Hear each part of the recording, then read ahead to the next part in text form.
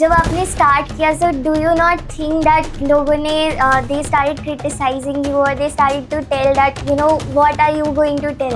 जो ज़्यादा क्लोज होते हैं वही लोग ज़्यादा क्रिटिसाइज करते हैं, टू बी वेरी ऑनेस्ट। जितनी अच्छी परफॉर्मेंस है उतना ज़्यादा पैसा वो बनाए। डू यू थिंक कि जब कोई स्टार्ट करता है तो वो डायरेक्टली पेड में चला जाए, और what's your take on organic marketing? मुझे यहाँ से एक चीज़ तो क्लियर हो गई कि मेरे प्रोडक्ट की नीड है market. How important it is to not let ego come in the way? सबसे पहले अपना प्रोडक्ट को ठीक करो। वो जो लोग बोल रहे हैं वो सच बोल रहे हैं। You are on a mission to help young entrepreneurs turn their vision into reality. Can you throw some light on it? Competition is for losers. आपके पेरेंट्स ने कैसे सपोर्ट किया in your journey? What is your take on objections? Are they really there? कि अगर आप अपने product को इतना अच्छे से एक्सप्रेस कर सकते हो तो will they come? और if they come then how to deal with it? Objection handling आपको करनी नहीं चाहिए वैसे तो। How many ideal webinars should a coach do? What's your vision of building your own business as well as the vision that you see for the other coaches in the next 5 years? सीखने के लिए actual में आपको बाहर निकलना ही पड़ेगा। One word to describe how your parents feel about your success. Super proud. Hello everyone, welcome to the Gargi Arya show, and we welcome you to the episode where we are having a very inspiring guest with us. His name is Mr. Arpit Sharma. He's a 21-year-old powerhouse, talented, and you know the thing that I love about him is that he is into performance marketing. He is the founder, CEO and entrepreneur of India's leading and fastest growing agencies, Foremost Leads. He has been able to generate over 1.98 million revenue for his clients, and today if you are especially a coach or a trainer, you are going to learn so much around performance marketing, paid advertisements, and the question that keeps on going on inside you that you know, I don't know how to do marketing, I don't know from where to get clients. We have the expert sitting over with us today, so thank you so much Mr. Arpit for being here and you know gracing our podcast. Thank you so much. I'm really grateful and I'm thankful to for this opportunity. Awesome, great. So my first question to you is, you know, like when did you exactly start? Your journey started at the age of 16 into all these things. But what was that point where you realized that I want to do something like this? Okay, so I started my journey when I was 16. तब I started as a sales intern. Okay. But तब तक कोई भी ऐसा idea नहीं था कि I want to build a agency, I want to build a business, and कुछ भी आइडिया नहीं था उस वक्त। बट ये आइडिया मुझे आया तब जब I was working as an intern. वहाँ पे दे ऑफर्ड मी वो एक एडटेक स्टार्टअप था, तो मुझे 10% सेल्स का एज ए इंसेंटिव ऑफर करते थे। और जब मैं उनके लिए वो सारी चीज़ें इंप्लीमेंट कर रहा था, और क्योंकि वो स्टार्टअप था तो स्टार्टअप में आपको सीखने को बहुत ज़्यादा मिलता है, आपको अपॉर्चुनिटी बहुत सारी मिलती है टू इम्प्लीमेंट थिंग्स, ठीक है। तो वहाँ पे मुझे अपॉर्चुनिटी मिली। अब मैं तब सीखता भी रहता था चीज़ें यूट्यूब वगैरह से, तो ऐसे I saw some YouTube video, तो वहाँ पे मेरे को समझ में आया कि यार वेबिनार फनल ऐसे काम करता है। तो उनके फ्रेंच के कोर्सेज होते थे, वो फ्रेंच लैंग्वेज सिखाते थे, लैंग्वेज कोर्सेज होते थे। और तब मुझे ये आइडिया है कि यार इनके लिए भी वेबिनार किया जा सकता है। उससे पहले वो एक स्टैंडर्ड फॉर्मेट फॉलो करते थे कि यूट्यूब चैनल था उनका, यूट्यूब चैनल से ऑर्गेनिकली लीड्स आती थी, उनको मैं कॉल करता था और वहाँ से सेल्स क्लोजिंग होती थी। तो वहाँ से मेरे को ये आइडिया है कि यार इनके लिए हम बल्क में एक साथ लीड जनरेट करके वेबिनार कर सकते हैं। तो हमने सबसे पहले ये बिना एड्स के किया, और बिना एड्स के हमने ऑर्गेनिकली जो यूट्यूब से लीड्स आती थी उन सबको वेबिनार में बुलाया, और वहाँ पे हमने सबको प्रोग्राम पिच किया और वहाँ से हमारे पास सेल्स आई। उसके बाद से एक पॉइंट के बाद वहाँ पे सैचुरेशन आ गया, क्योंकि वो ऑर्गेनिकली सब चल रहा था, तो वहाँ पे सैचुरेशन आ गया। और लीड्स का जो फ्लो था वो इतना कंसिस्टेंट नहीं था, प्रिडिक्टेबल नहीं था। तो तब ही टोल्ड मी कि यार अर्पित, हमें कोई परफॉर्मेंस मार्केटर, कोई डिजिटल मार्केटर हमें चाहिए जो कि हमारे लिए लीड्स जनरेट करके दे कंसिस्टेंट बेसिस पे। तो तब I search about it on the internet, कि मैंने इंटरनेट पे सर्च किया कि यार कैसे काम करती चीज़ें, क्या होता है, कैसे होता है, और सीखा भी कैंपेन कैसे सेटअप होता, सारी चीज़ें सीखी। उसके बाद हमने बहुत सारे लोगों से बात करी। तो कोई एजेंसी चार्ज करी 40,000, कोई 1 लाख, कोई 2 लाख, कोई 3 लाख, सबके डिलीवरेबल्स भी अलग अलग थे। बट वो मेरे लिए एक फैसिनेटिंग चीज़ थी कि यार ये एज अ सर्विस। और बाद में मैंने तब तक मैं ये एज्यूम कर रहा था कि अगर कोई मुझसे 2 लाख रुपए चार्ज कर रहा है तो उसमें से सम अमाउंट वो एड्स में भी इन्वेस्ट करेगा. मेरा assumption ये था एज अ 17-year-old kid. और तब व्हाट आई डिड इज मेरे को ये लग रहा था कि ठीक है, फिर और लोगों से बात करी, तब समझ में आया कि नहीं, ये तो सिर्फ एजेंसी की फीस है, इसमें ये सर्विसेज ऑफर करेंगे. जैसे मुझे ये क्लियर हुआ, उसके बाद मैंने उस पर R&D करना शुरू किया कि यार एज अ एजेंसी ओनर इनका कितना इन्वेस्टमेंट आता है, इनके लिए क्या क्या चीज़ें लगती है. तो स्टार्ट जब किया था तब ये सब सोच के नहीं किया था कि यार I want to build a name, like ये सर्विस बिल्ड करनी है, एजेंसी बिल्ड करनी है, तब ये सोच के नहीं किया था. तब सिर्फ ये सोच के किया था कि यार I want to make some money, और some money I mean 10,000 20,000 a month. वो मेरा विजन था, उसके ऊपर कुछ भी नहीं सोचा था. उसके ऊपर का करते गए पता चला और भी अपॉर्चुनिटीज है, तो हम इम्प्लीमेंट करते गए. Amazing, great. So, when was the time where you felt कि मुझे सिर्फ कोचेस पर ही काम करना है? यार जब I dropped out of that startup, जैसे मैंने वहाँ से छोड़ा, उसके बाद मैंने जिम के साथ काम किया, ठीक है, और भी ऑफलाइन बिजनेसेस के साथ काम किया. हम उनको लीड्स ला के दे रहे थे, बट उनका कन्वर्जन कैसे आएगा, कितना आएगा, उसका मेरे पास कोई भी आइडिया नहीं था. ठीक है. और जो मेरे पार्टनर है उनके पास भी इस चीज़ का कोई आइडिया नहीं था, क्योंकि हमने उस बिजनेस के लिए काम नहीं किया था. कोचेस, कंसल्टेंट्स, कोर्स क्रिएटर्स के साथ मैंने काम करने के लिए इसलिए डिसाइड किया क्योंकि पिछले 14 महीने से, जब मैंने शुरू किया तो उससे 14 महीने पहले से मैं उस चीज़ में काम कर रहा था. मैं एक ऑनलाइन कोर्स क्रिएटर्स के साथ काम कर रहा था. मुझे पता था कि वेबिनार ऐसे होता है, ऐसे कन्वर्जन आता है, इतना कन्वर्जन रेट होता है, एड्स की इतनी कॉस्ट आनी है, ये सारी चीज़ें होनी है. तो वो चीज़ मेरे को पता चल गई थी. तो मेरे को ये लगा कि यार जिस चीज़ का आपको ऑलरेडी आइडिया है, पहले आप वो इम्प्लीमेंट करो. तो मैंने वो इम्प्लीमेंट करना शुरू किया, और वो चीज़ हमारे लिए काम भी करी. और उसमें हमारे पास, जहाँ मैं जॉब करता था, मेरे पास रिजल्ट्स भी थे उनके, कि उनके कितनी लीड्स आई, कितना कन्वर्जन आया. तो मेरे पास एक तरीके से एक पोर्टफोलियो भी बिल्ड हो गया था to showcase the clients. Great. So, this is a personal question. Like, you know, we both are of the similar age. Exactly. So, जब आपने start किया, so do you not think that लोगों ने they started criticizing you, or they started to tell that, you know, what are you going to tell them? यार वो होता है. मतलब जब मैं किसी को बताता था कि यार I am into digital marketing, I am into marketing, लोगों के दिमाग में सबसे पहला परसेप्शन आता था कि ये कोई MLM का पार्ट बन चुका है, ये वीडियोस बनाना इसने शुरू कर दिया है. तो बहुत सारा हाँ करते हैं, मतलब जो ज़्यादा क्लोज होते हैं वही लोग ज़्यादा क्रिटिसाइज करते हैं, टू बी वेरी ऑनेस्ट. जो दूर के लोग होते हैं उनको इतना आपसे फर्क भी नहीं पड़ता, वो इतना ध्यान भी नहीं देते. हम भी बहुत सारे क्रिएटर्स को देखते हैं कि जिसमें हमें लगता है कि यार नहीं, ये कुछ गलत कर रहा है, कुछ सही कर रहा है, या जो भी है, पर हम उन्हें कोई भी सजेशन या कोई भी फीडबैक नहीं देते हैं, चाहे वो पॉजिटिव हो चाहे वो नेगेटिव हो. क्यों? क्योंकि हमें उनसे फर्क नहीं पड़ता. हम हमेशा फीडबैक उन्हीं लोगों को देते हैं जो हमारे क्लोज होते हैं. अब चाहे हम नेगेटिव फीडबैक दें चाहे पॉजिटिव फीडबैक दें, वो हम तभी देते हैं. तो हुआ बहुत सारी चीज़ें, बट यार उस वक्त मैं लोगों को ये समझा नहीं पा रहा था कि ये है क्या. बट मुझे वो पता था कि this is not something MLM वगैरह. मैं बहुत पहले करके हमें पता चल गया था कि क्या होता है MLM में, कैसे होता है, वो सारी चीज़ें समझ में आ गई थी, तो वो नहीं करना चाह रहे थे. Okay. Great. So, coming to the next question, that you know a lot of coaches think कि organic work नहीं करता है, कुछ लोग बोलते हैं कि paid work नहीं करता है. So, according to you, what exactly works and what exactly is performance marketing to the people who are not aware about it? Okay. So, यार सबसे पहली चीज़ मैं ये बोलूँगा, जो लोग ये बोलते हैं ना कि ऑर्गेनिक काम नहीं करता या फिर पेड काम नहीं करता, यार मैं आपको एक चीज़ ये बता सकता हूँ, सब कुछ काम करता है इस दुनिया में. पेड फनल हो, फ्री वेबिनार फनल हो, पेड वेबिनार फनल हो, VSL हो, डायरेक्ट कॉल बुकिंग फनल हो, कुछ भी हो आपका फनल, ऑर्गेनिक आप लीड जनरेट कर रहे हो, यूट्यूब से कर रहे हो, इंस्टाग्राम से कर रहे हो, सब कुछ काम करता है. अगर आपके लिए काम नहीं कर रहा है, मतलब आप कुछ गलत कर रहे हो. सब कुछ काम करेगा, कुछ भी, कोई सा भी फनल चला लो आप. दूसरी चीज, एक सैचुरेशन वाली बात जरूर है कि आप काफी टाइम से अगर ऑर्गेनिक कर रहे हो, एक पॉइंट ऐसा आएगा 2 साल बाद, 3 साल बाद, 4 साल बाद, 5 साल बाद, कि उसमें सैचुरेशन आएगा. वो इतना प्रेडिक्टेबल नहीं है. अगर मैं किसी को भी मैं कोई भी नंबर एक सेट कर रहा हूँ कि मेरे पास ऑर्गेनिकली इतनी लीड्स आनी चाहिए, तो वो हमेशा काम नहीं करता. करता है वो भी कि बहुत सारे लोगों का चैनल बहुत अच्छी तरीके से ग्रो कर जाता है, तो उन्हें पता है कि यार मेरी कंसिस्टेंटली एक वीडियो अगर मैं पोस्ट करता हूँ, एक रील डालता हूँ या फिर एक लॉन्ग वीडियो डालता हूँ मैं यूट्यूब पे, तो उससे मेरे पास 100 लीड्स आती है, 120 लीड्स आती है. उनके पास वो एवरेज नंबर होता है, बट वो फिर भी इतना प्रेडिक्टेबल नहीं होता जितने ज्यादा एड्स होते हैं, परफॉर्मेंस मार्केटिंग होते हैं. सो परफॉर्मेंस मार्केटिंग बेसिकली एक ऐसी चीज है जिसमें मार्केटर को, एज अ मार्केटर के पर्सपेक्टिव से मैं बता रहा हूँ कि उससे जो पैसा मिलता है वो उसकी परफॉर्मेंस के हिसाब से मिलता है. Okay. ठीक है.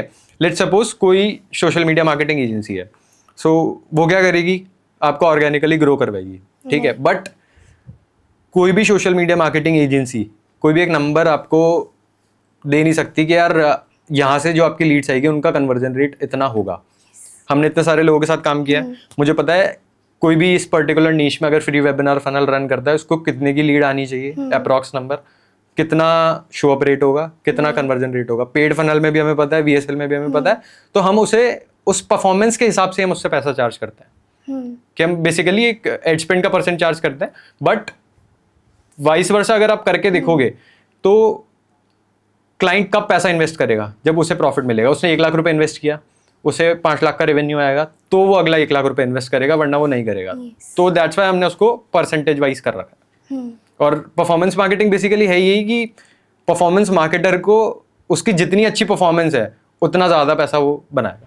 और क्लाइंट के पर्सपेक्टिव से उसके लिए तो ये एक मनी मेकिंग मशीन बोलूँगा मैं, क्योंकि आई सीन क्लाइंट्स जिनके पास मतलब ऑर्गेनिकली भी इतना बिजनेस नहीं होता था, कुछ नहीं होता था, बट अब उनके पास प्रेडिक्टेबल सोर्स है। हमारे मतलब खुद के क्लाइंट्स हैं जिनको हमने स्क्रैच से शुरू करवाया है और उनके पास अब प्रेडिक्टेबल है, नंबर्स प्रेडिक्टेबल है। अगर उन्होंने बोला कि यार मेरे को X लाख रुपीस का रेवेन्यू चाहिए इस महीने, उनके पास है वो। Great. So like do you think कि जब कोई स्टार्ट करता है तो वो डायरेक्टली पेड में चला जाए, और what's your take on organic marketing? यार देखो, मैं उससे पहले एक चीज़ मैं आपसे पूछना चाहता हूँ। आप मुझे बताओ, आप एक पेड फनल भी रन कर रहे हो आप, और एक ऑर्गेनिकली भी आप प्रमोट करते हो। आप मुझे बताओ कि यार आपको क्या लगता है कि ऑर्गेनिकली अगर आप किसी प्रोडक्ट को प्रमोट करते हो 1 साल 2 साल, तो उसके क्या कॉन्सिक्वेंसेज है, और जब आप पेड पे जाते हो तो उसके क्या consequences? Consequences in the sense result? हाँ, रिजल्ट्स बता दो आप। ठीक है। सो अगर हम ऑर्गेनिक में जाते हैं तो it takes a lot of time. आपको बहुत टाइम, पेशेंस, फेथ, ये सब रखना पड़ता है कि on a daily basis you have to post content and then you have to do engagement, commenting, DMs, cold calling वगैरह। सो ऑर्गेनिक में इट्स लाइक कि आई थिंक 2 to 3 years में मैंने पूरा अपना ऑर्गेनिकली अभी तक बिल्ड किया है। Recently I started with paid ads. So अभी तक it was very time taking, right? मतलब time taking and monthly I can't say कि इतना हो गई, क्योंकि ऑर्गेनिक में इट्स लाइक अगर मेरे पास एक ऑडियंस नहीं है तो फिर मेरे पास कोई नंबर्स भी नहीं है। बट इन पेड मार्केटिंग अगर आप 3 months is the approx time, जो सब लोग बोलते हैं कि 3 months में we get to know more about it. So 3 months में आई थिंक मेरे को अभी 1 month ही हुआ है। सो पेड एड्स में exactly what I feel is कि 3 months are totally your own takeaway कि आपके लिए क्या वर्क कर रहा है, एंड उसके बाद आपको ग्रोथ पता चलती है कि एग्जैक्टली कहाँ जा रहे हैं। एग्जैक्टली। और अभी जैसे आप पूछ रहे थे कि यार ऑर्गेनिक पहले करना चाहिए या पहले पेड करना चाहिए, यार मैं वो डिपेंड करता है person to person, niche to niche, और क्या करंट सिचुएशन है। Current situation in terms of funds, ठीक है। लेट्स सपोज कि मेरे पास फंड्स है अबंडेंस में, ठीक है। मेरे पास अगर मैं कोचिंग बिजनेस शुरू कर रहा हूँ, मेरे पास अभी कैश है 25 लाख रुपीस, तो मैं डायरेक्टली पेड पे जा सकता हूँ क्योंकि मेरे पास टेस्ट करने के लिए बहुत सारा ग्राउंड है, मैं टेस्ट कर लूंगा। बट लेट सपोज किसी के पास 2 लाख रुपए का बजट है, तो वो उसको मैं सजेस्ट ही नहीं करूंगा कि यार आप जाओ डायरेक्टली पेड पे। मैं उसे ये बोलूंगा कि यार आप पहले ऑर्गेनिकली करो। ऑर्गेनिकली अगर वो 10, 12, 15 अपने प्रोडक्ट की सेल्स निकालता है, 2 महीने में निकाले, 1 महीने में निकाले, बट उससे होगा क्या, उसका प्रोडक्ट वैलिडेट हो जाएगा और कंज्यूमर के पास वो प्रोडक्ट जाएगा, वो फीडबैक भी आपको देगा, प्लस अगर प्रोडक्ट अच्छा लगता है तो वो आपको टेस्टिमोनियल भी देगा। अगर प्रोडक्ट में उसे कुछ कमी लगती है तो उसका फीडबैक देगा, तो आप वापस से उसको इंप्रूव कर सकते हो और फिर आप रीलॉन्च कर सकते हो उसको। पेड में अगर आप गए, पेड में जब आप जाते हो, मेरे को ऐसा लगता है जब आप शुरू करते हो ना, तब आप में बहुत ज्यादा एक्साइटमेंट होती है, तो आप नंबर्स के पीछे ज्यादा भागते हो कि यार अच्छा इतने एड स्पेंड पे इतनी सेल्स आ रही है, ठीक है स्केल करते हैं, तो आपका दिमाग वहां ज्यादा चल जाता है। बट मैं यार ये बोलूंगा कि मतलब सर्विस बिजनेस में मैंने रह के इतनी सारी गलतियां करी, इतनी यंग एज में शुरू करा था, तो ऑब्वियसली गलतियां होनी ही थी और किसी से पूछा भी नहीं कि कैसे करना है, क्या करना है। हो सकता है हमने अगर पहले किसी से पूछ लिया होता, किसी से सीख लिया होता, तो इतना टाइम नहीं लगता। बट ये चीज समझ में आ गई कि यार कोई भी चीज, अगर पेड मार्केटिंग आप सिर्फ इसलिए करना चाहते हो कि यार मुझे कल से जो महीना शुरू हो रहा है, इस महीने के अंदर मेरे को 1 CR हिट करना है और मैं आज शुरू कर रहा हूँ, तो वो सस्टेनेबल नहीं होगा। हो सकता है आप कर लो 1 CR का रेवेन्यू जनरेट, बट वो कभी भी सस्टेनेबल नहीं होगा। तो यार आई वुड सजेस्ट कि सबको ही जिनके पास फंड्स है उनको भी आई वुड सजेस्ट कि आप पहले अपना प्रोडक्ट वैलिडेट करवाओ मार्केट में, आप उसको ऑर्गेनिकली लॉन्च करो, ऑर्गेनिक ऑडियंस में आप ऑडियंस बिल्ड करो, उनके सामने उसको लॉन्च करो, उनका फीडबैक लो कि उनका प्रोडक्ट उनको कैसा लग रहा है, क्या चेंजेस करने चाहिए, क्या इंप्रूवमेंट्स होने चाहिए। अगर उन्हें सब कुछ सही लग रहा है और उन्हें हेल्प भी हो रही है और आपके पास टेस्टिमोनियल्स आ रहे हैं, you can go ahead with the paid marketing. Okay, one question, बहुत सारे लोग होते हैं जो because ads is something where a lot of investment is required, तो बहुत सारे लोग होते हैं, even I have seen a lot of people in my community की 3 months तो सिर्फ टेस्टिंग टाइम होता है, so it takes a lot of courage to put that amount, क्योंकि एजेंसी की फीस अलग, फिर एड्स का इज अलग, एंड बहुत सारे लोग का ये माइंडसेट होता है कि मैं एजेंसी से नहीं खुद ही चला लूंगा, so what's your take on it? यार देखो, मैं एक चीज़ बताता हूँ आपको कि सबसे पहली चीज़ तो अगर 3 महीने अगर आपको किसी ने बोला है कि यार 3 महीने में आपको रिजल्ट्स मिलेंगे, तो उसका मतलब ये नहीं है कि पहले 3 महीने कोई भी सेल नहीं आएगी, ठीक है। अगर आपने पहले 3, 4, 5 वेबिनार किए, या फिर आप ये समझ लो आपने 50,000 रुपये एड्स पे इन्वेस्ट किए और अगर आपको एक भी सेल नहीं आई, तो आप समझ जाना या तो आप कुछ गलत कर रहे हो या आपकी एजेंसी कुछ गलत कर रही है, ठीक है। क्योंकि इतना टाइम नहीं लगता है। 3 महीने जब हम बोलते हैं ना किसी को, जैसे मैं भी बोलता हूँ, हमारे प्रपोजल में मेंशन होता है कि आपको सस्टेनेबल रिजल्ट्स देखने में 3 महीने का टाइम लगेगा।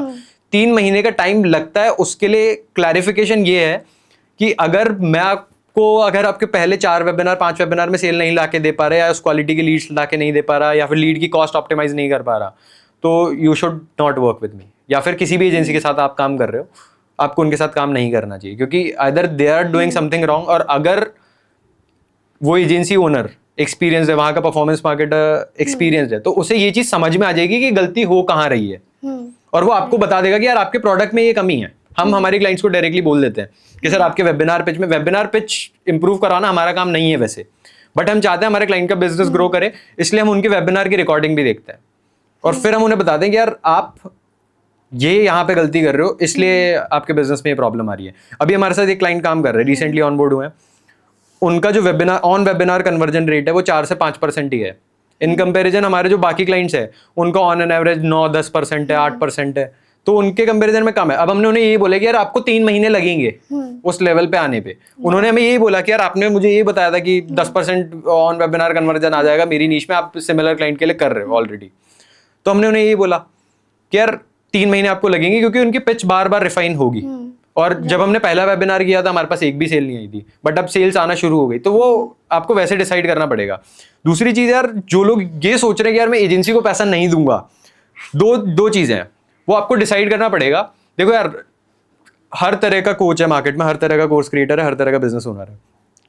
हर तरह का मेरा मतलब है कि एक बिजनेस ओनर है जिसे वो ये बोलता है कि यार मेरे को सिर्फ 5 लाख रुपए प्रॉफिट बनाना है, ठीक है, और इसमें मैं बस चाहता ये हूँ कि मैं मंडे टू फ्राइडे काम करूंगा, सैटरडे संडे में काम नहीं करूंगा, और मंडे टू फ्राइडे भी मेरे को शाम को 5 बजे के बाद कोई भी कॉल नहीं करना चाहिए, ठीक है। वो उसका हैप्पी स्पेस है, उसका पीस है वो, ठीक है। 5 लाख रुपए पर मंथ का अगर आपको ये करना है, वो खुद से कर लेगा, उसको किसी एजेंसी की जरूरत नहीं, कुछ भी नहीं है, ठीक है।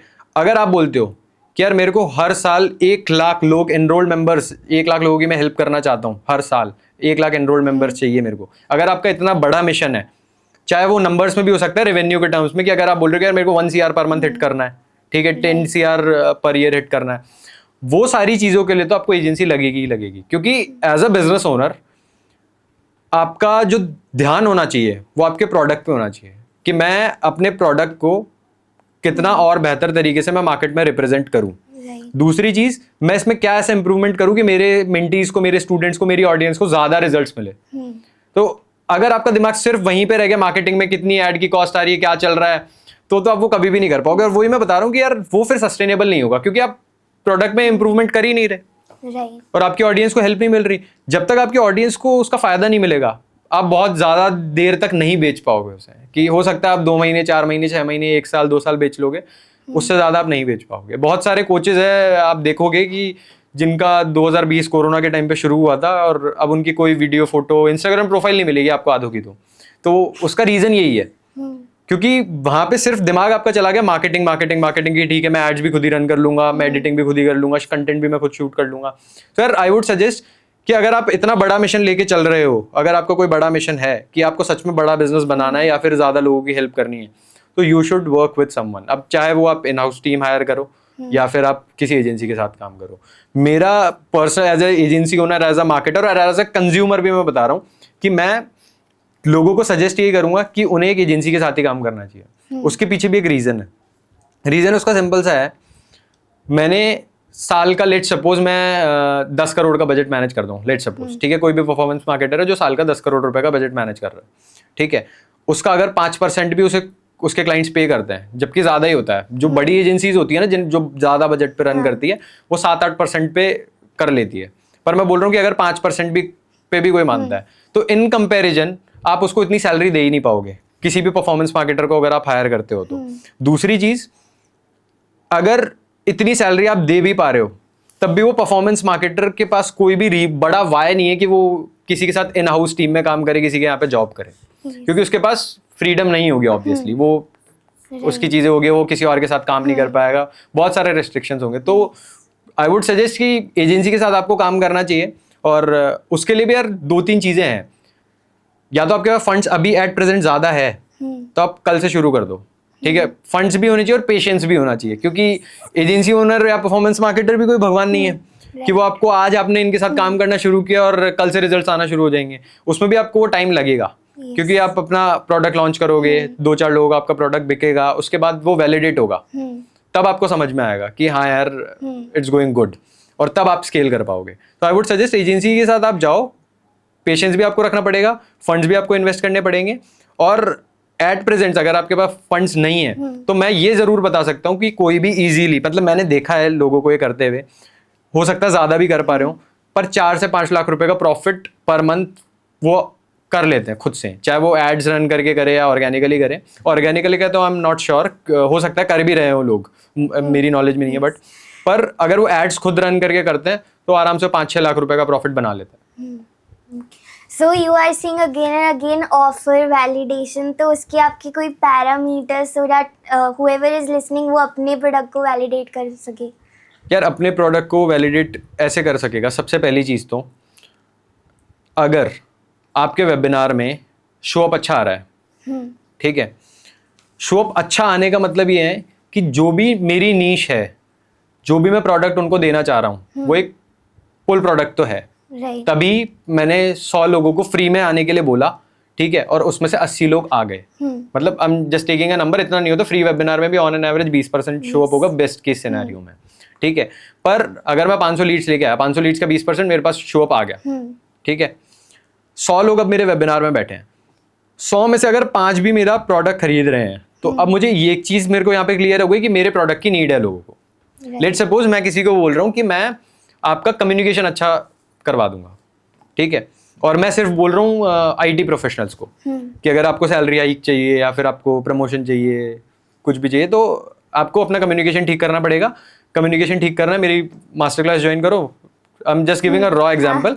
तो वो ज्वाइन करेगा, और उसके बाद अगर मेरे पास 5 भी परचेज आती है 100 लोगों में से, या फिर 2 भी आती है, तो मुझे यहाँ से एक चीज तो क्लियर हो गई कि मेरे प्रोडक्ट की नीड है मार्केट में, ठीक है। नंबर 2, अब जब आप उस ऑडियंस को केटर कर रहे हो, आप उनको प्रोग्राम का एक्सेस दोगे, अगर रिकॉर्डेड है लाइव दोगे, जो जैसे भी आप उसका एक्सेस प्रोवाइड करोगे, तब वो आपको फीडबैक भी देगा। उससे आप, अगर वो नहीं दे रहा तो आप उससे फीडबैक लो, आप उससे पूछो, वो आपका काम है। अगर वो बता रहा है कि यार मेरे को, और उसको साफ यही बोलना है कि यार ऑनेस्ट फीडबैक चाहिए मेरे को वो वाला फीडबैक नहीं चाहिए जो कि मैं इंस्टाग्राम पे पोस्ट कर पाऊँ। मेरे को फीडबैक वो वाला चाहिए जो मुझे सच में हेल्प करे मेरे प्रोडक्ट को और बेहतर बनाने में। कि आप स्टार्ट कर रहे हो, आपको आपके ऑडियंस से अच्छे से बात करके उसे एकदम क्लियरली बताना पड़ेगा कि मैं अपने प्रोडक्ट में इंप्रूवमेंट्स करूंगा, तो आप मुझे सिर्फ वो वाला फीडबैक दो जो सच्चा फीडबैक है। मुझे वो वाला फीडबैक नहीं चाहिए जो कि जिसका स्क्रीनशॉट मैं अपनी वेबसाइट पे लगाऊं, अपने इंस्टाग्राम पे लगाऊं, मुझे वो फीडबैक नहीं चाहिए। तो तब वो आपको बताएगा कि हाँ प्रोडक्ट में ये कमी है, ये सारी चीजें, उसके बाद आप इंप्रूवमेंट्स करो। और बहुत सारे लोग होंगे जो बोलेंगे कि लाइव नहीं होना चाहिए, बहुत सारे लोग होंगे बोलेंगे रिकॉर्डेड नहीं होना चाहिए, बहुत सारे, सबका अलग अलग प्रेफरेंस होगा। पर जब आप 10, 15, 20 लोगों के साथ काम करोगे, आपको समझ में आ जाएगा कि मेरे प्रोडक्ट के लिए क्या बेस्ट है और मेरे बिजनेस के लिए क्या बेस्ट है। So as a business owner, how important it is to not let ego come in the way, क्योंकि feedback जब लेते हैं तो हर किसी का एक different way होता है. कोई चिल्ला के बोलेगा, कोई बहुत sad tone में बोलेगा, कोई appreciation tone में बोलेगा. So how to take feedback, how to have that mindset? यार मैं आपको एक चीज़ बताता हूँ. अगर आपके पास 1000 सक्सेसफुल केस स्टडीज है, 1000 छोड़ो, आपके पास आपने 150 लोगों के साथ काम किया, 150 लोगों के साथ आपने काम किया, और उसमें से अगर आपके पास 100 सक्सेसफुल केस स्टडीज है तो आप आपका ईगो बीच में ला सकते हो, कोई प्रॉब्लम नहीं है, ठीक है. पर आपने अभी अभी अपना प्रोडक्ट लॉन्च किया है मार्केट में, ठीक है, आपने पहले 5 लोगों को बेचा, उसमें से 2 लोगों का फीडबैक बेकार आ गया, तो आपको ईगो नहीं लाना चाहिए बीच में, क्योंकि आपके pass on the other side आपके पास सक्सेसफुल केस स्टडी अभी है ही नहीं. और ईगो डेवलप भी होता है ऐसे ही है. अगर आपको वो डेवलप पहले से हो रखा है कि यार मेरे को तो पता है मेरा प्रोडक्ट बहुत अच्छा है, तो यार आप गलती कर रहे हो. पर अगर आपके पास 1000 केस स्टडीज है, 100 केस स्टडीज है आपके पास कि यार मैंने 150 लोगों के साथ काम किया था, उसमें से 100 people are clapping for me, तो वहां पे तो आप जीत गए. और वहां पे फिर ऑटोमेटिकली ह्यूमन नेचर है, फिर आपके दिमाग में यूं आ ही जाएगा कि यार ये पता नहीं मेरे प्रोडक्ट के बारे में ऐसे क्यों बोल रहा है, 100 से ज्यादा केस स्टडीज है मेरे पास, तो तब तो आना ठीक है, ओके है. पर अगर आपके पास केस स्टडीज भी नहीं है, प्रोडक्ट वैलिडेट भी नहीं हुआ, तो आपका ईगो बिल्कुल भी नहीं आना चाहिए. आप अपना सबसे पहले अपना प्रोडक्ट को ठीक करो. वो जो लोग बोल रहे हैं वो सच बोल रहे हैं. ठीक है. सो लाइक आपने इतने सारे क्लाइंट्स के साथ वर्क किया है, so what do you think which is the funnel that works, VSL, webinar, 1-to-1, और exactly which? And one more thing just to add on, लोग क्या मिस्टेक कर रहे हैं अपने फनल में, maybe 5 biggest mistakes they are doing जिसकी वजह से they are not getting that sales.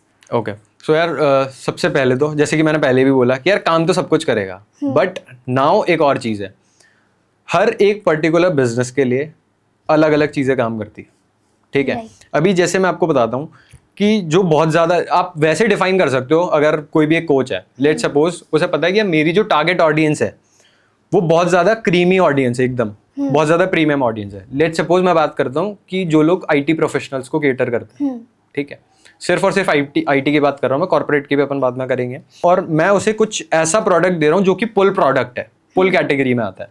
Pull category का मतलब, लेट सपोज मैं उन्हें बता रहा हूँ कि सैलरी हाइक वाला, प्रमोशन वाला, ठीक है, तो वो प्रोडक्ट मेरा इजीली सेल हो जाएगा, अब चाहे मैं कोई सा भी फनल यूज करूँ, ठीक है. पर जब आपका प्रोडक्ट कुछ ऐसा है, लेट सपोज मैं उन्हें, अभी जैसे मैं आपको एक चीज बताता हूँ, जैसे लाइफ कोचिंग है, मैं अभी तक किसी भी ऐसे लाइफ कोच से नहीं मिला जो कि फ्री वेबिनार फनल एड्स के थ्रू रन करके और प्रॉफिटेबल हो. फ्री वेबिनार एड्स के थ्रू अगर वो करा, ऑर्गेनिकली उनके पास बहुत सारे क्लाइंट्स हैं, बहुत अच्छा रेवेन्यू जनरेट कर रहे हैं, बट मेरी नॉलेज में अभी तक वैसा नहीं है. उसका रीजन ये है क्योंकि ये लाइफ कोचिंग वाली जो चीज़ है ये पुल कैटेगरी में नहीं आ रही. इंडिया में आप किसी को भी सिखा दो पैसा कैसे बनाना है, बिजनेस कैसे बनाना है, जॉब में हाइक कैसे लेना है, एनीथिंग रिलेटेड टू मनी, वो सब कुछ पुल कैटेगरी में है, ठीक है. दूसरा, हेल्थ भी अब लोग हेल्थ कॉन्शियस होने लगे हैं, तो वो पुल कैटेगरी में आ गए, उससे पहले वो नहीं था. तो सबसे पहले आप ये डिसाइड करो कि यार मेरा प्रोडक्ट पुल कैटेगरी में है. अब आप कोई सा भी फनल रन कर लो, VSL रन कर लो, कुछ भी रन कर लो, अगर आपको हाई टिकट बेचना है, कॉल बुकिंग, VSL आप रन कर लो. पर अब लेट सपोज आपका प्रोडक्ट पुल कैटेगरी में नहीं आ रहा, बट लोग, मतलब पुल कैटेगरी का मतलब है, हो सकता है वो बाहर के US मार्केट के लिए वो पुल कैटेगरी में हो, बट इंडिया के लिए नहीं है. तो अब आप क्या कर सकते हो, आपको ऑडियंस फिल्टर करनी है, तो आप रन करोगे पेड फनल, कि जिन लोगों को इस चीज़ के बारे में अवेयरनेस है, जिन लोगों को पता है, जो लोग सीरियस है, वही मेरी 99 रुपीज़ की वर्कशॉप के लिए साइन अप करेंगे या 199 रुपीज़ की वर्कशॉप के लिए साइन अप करेंगे. और अब ऑडियंस आपकी फिल्टर हो चुकी है, तो यहाँ पे आपके ऑटोमेटिकली कन्वर्जन्स आएंगे. पर मैं एक और चीज़ सजेस्ट करूंगा, अभी जैसे बहुत सारे IT वाले भी बहुत सारे कोचेज होंगे जो कि पेड फनल रन कर रहे हैं. अगर उसके प्रोज और कॉन्स दोनों के अलग अलग होते हैं. अगर आपके पास स्टार्टिंग में आपको लग रहा है कि यार मेरे लिए फ्री काम नहीं कर रहा, कन्वर्जन्स आ ही नहीं रहे हैं, तो यार आप उसमें 2-3 चीज़ें कर सकते हो. अभी जैसे हम हैं, मैं एक चीज़ में विश्वास रखता हूँ, मैं मेरी टीम को भी हमेशा यही चीज़ बोलता हूँ कि जो चीज़ ऑलरेडी काम कर रही है किसी भी क्लाइंट के लिए, हम उसे ब्रेक नहीं करेंगे, ठीक है. एक क्लाइंट है हमारे पास, he helps IT professionals to get a job abroad. He himself lives in Sweden, ठीक है, 7 साल से स्वीडन में है, और वो अब IT वालों को हेल्प करते हैं to get a job abroad. अब जब भी उनके फनल में कुछ भी ऊपर नीचे होता है, नंबर्स ऊपर नीचे होते हैं, कॉस्ट ऊपर जाती है नीचे जाती है, शो अप रेट ऊपर नीचे होता है, बिजनेस है वो ऐसे ही चलेगा। तो बहुत बार मेरी टीम ने भी बोला और हमारे क्लाइंट भी पूछते कि यार हम और क्या कर सकते हैं, हम पेड फनल रन नहीं कर सकते क्या। सो आई बिलीव कि यार जो ऑलरेडी आपके लिए इतने टाइम तक काम कर चुका, 1 साल के लिए आपके लिए फ्री वाला फनल काम करा, तो आने वाले टाइम में भी हमेशा करेगा। ठीक है, सबसे पहली चीज। अब उन्होंने हमें बोला कि यार आप पेड भी ट्राई कर सकते, पेड के लिए हम भी कन्विंस हो गए कि हाँ ठीक है हम पेड करेंगे। बहुत सारे लोगों ने हमसे बात करी, मैं मेरे नेटवर्क में जो परफॉर्मेंस मार्केटर्स है मैंने उनसे भी पूछा, पेड फनल हम ऑलरेडी जिनका रन करें उनके मेट्रिक्स उनके साथ मैच किए, बट उनके केस में पेड फनल उतना प्रॉफिटेबल नहीं है जितना इनका फ्री वाला फनल है। कि लेट्स सपोज अगर उनका फ्री वाला फनल 5x का रोयास लेके आ रहा है, तो उनका जो पेड वाला फनल है वो 2x का ही रोयास लेके आएगा। सो वहां पे उनकी प्रॉफिटेबिलिटी कम हो रही थी। तो वहां पे हमने बीच में जब हमारा नंबर्स ऊपर नीचे हुए तो हमने यही डिसाइड किया कि हम पहले इसको फिगर आउट करेंगे कि ये फनल में अभी क्या ऐसा चेंज हुआ कि ये अब काम नहीं कर रहा और ये पहले काम कर रहा था। तो वहां पे लीड्स की क्वालिटी में हमें एक इशू आ रहा था कि लीड्स की क्वालिटी, क्योंकि व्हाट्सएप मार्केटिंग पे जब उनको हम बल्क में कैंपेन शूट करते थे तो वहां पे लोग रिप्लाई करते थे कि मैंने रजिस्टर नहीं किया, मुझे पता नहीं है, मुझे समझ नहीं आ रहा किस चीज का वेबिनार है। तो वो ऑडियंस उस चीज को समझ ही नहीं पा रही थी, but they registered for that. ठीक है, अब हमने किया ये सिंपल सा, हमने एक लैंडिंग पेज पे एक फिल्टर डाला उनके लिए कि आप अपना करंट आईडी ट्रैक मेंशन करो, अपना एक्सपीरियंस मेंशन करो, वहां से ऑडियंस ऑटोमेटिकली फिल्टर हो गई। और दूसरी चीज हमने ये भी फिगर आउट किया कि हमारे कुछ एड्स ऐसे थे, हमने यूटीएम पैरामीटर्स उस पर सेट किए और हमने कुछ एड्स ऐसे ट्रैक किए जिनसे ही हमारी सिर्फ जंक लीड्स आ रही थी। और उसका सिंपल सा एक रीजन ये था कि हम वो सारे एड्स, उन सारे एड्स में जो जंक लीड्स लेके आ रहे थे उनमें सब में एक चीज बहुत ज्यादा कॉमन थी कि हम उनमें स्टार्टिंग में कॉल आउट में आईटी वर्ड यूज नहीं कर रहे थे। और जिन एड्स में हम बोल रहे हैं कि if you are IT professional there are millions of IT jobs abroad, तो हमने आईटी अगर 3-4-5 सेकंड में स्टार्टिंग में बोल दिया तो हमारे पास क्वालिटी वाली लीड आ रही है। और अगर हमने बोला कि आपका नोटिस पीरियड है या फिर you are like fed up of your manager, कुछ भी हम बोल रहे हैं, सैलरी एक बोल रहे हैं, कुछ भी बोल रहे हैं, तो उससे हमारे पास जंक लीड आ रही है। या फिर हम सिर्फ ये भी बोल रहे हैं if you are looking for a job abroad, तो भी हमारे पास जंक लीड आ रही है। क्यों? क्योंकि ये फनल फ्री नहीं है। जॉब इंडिया में सुनते ही कोई भी आ जाता है क्योंकि अनएम्प्लॉयमेंट ज्यादा है, तो कोई भी सुन के आ जाता है। वो किसी भी कैटेगरी का इंसान हो सकता है, वो आ रहा है, टीयर 2 सिटी से हो, टीयर 3 सिटी से हो, 4 सिटी से हो, कुछ भी हो, वो आ जाएगा।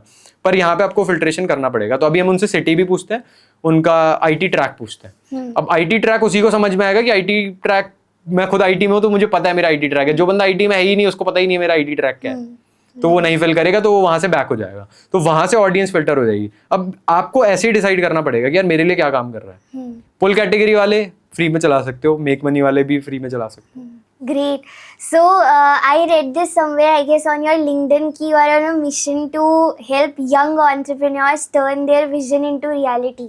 So, can you throw some light on it also? यार अभी के लिए हमने एक चीज भी करी है, इसी चीज के लिए मैं बताता हूँ कि what I want is कि यार मेरे को ऐसा लगता है, मतलब अभी भी हम 21, वैसे तो बहुत जल्दी है इन कंपैरिजन। अगर मैं इंडस्ट्री के हिसाब से कंपेयर करूंगा, इंडस्ट्री में मेरे को नहीं लगता, और भी मतलब है कुछ यंग लोग, but number is very low. तो उस हिसाब से तो मैंने जल्दी शुरू कर दिया। बट मेरे को ऐसा लगता है कि यार जितना टाइम मुझे लगा वो टाइम ज्यादा है। ठीक है, मुझे मेरा पर्सपेक्टिव ये है कि अगर मुझे किसी ने बता दिया होता, किसी ने सिखा दिया होता, तो वो टाइम कम लगता।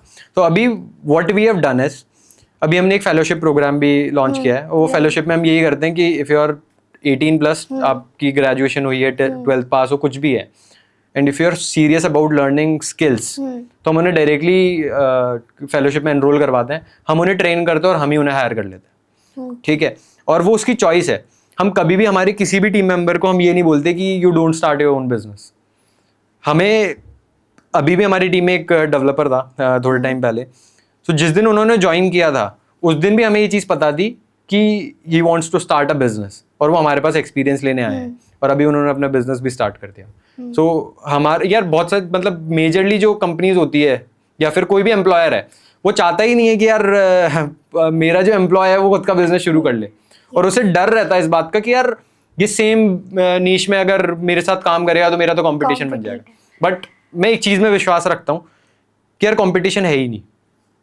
ठीक है, अगर मुझे पूरी लाइफ टाइम, अगर मेरे को हर महीने 10 करोड़ का रेवेन्यू भी जनरेट करना है ना, तो भी मुझे पूरी आने वाले 20 साल में भी या 25 साल में भी मुझे 300-400 क्लाइंट्स के साथ काम करना पड़ेगा, इससे ज़्यादा क्लाइंट्स के साथ मेरे को काम नहीं करना पड़ेगा।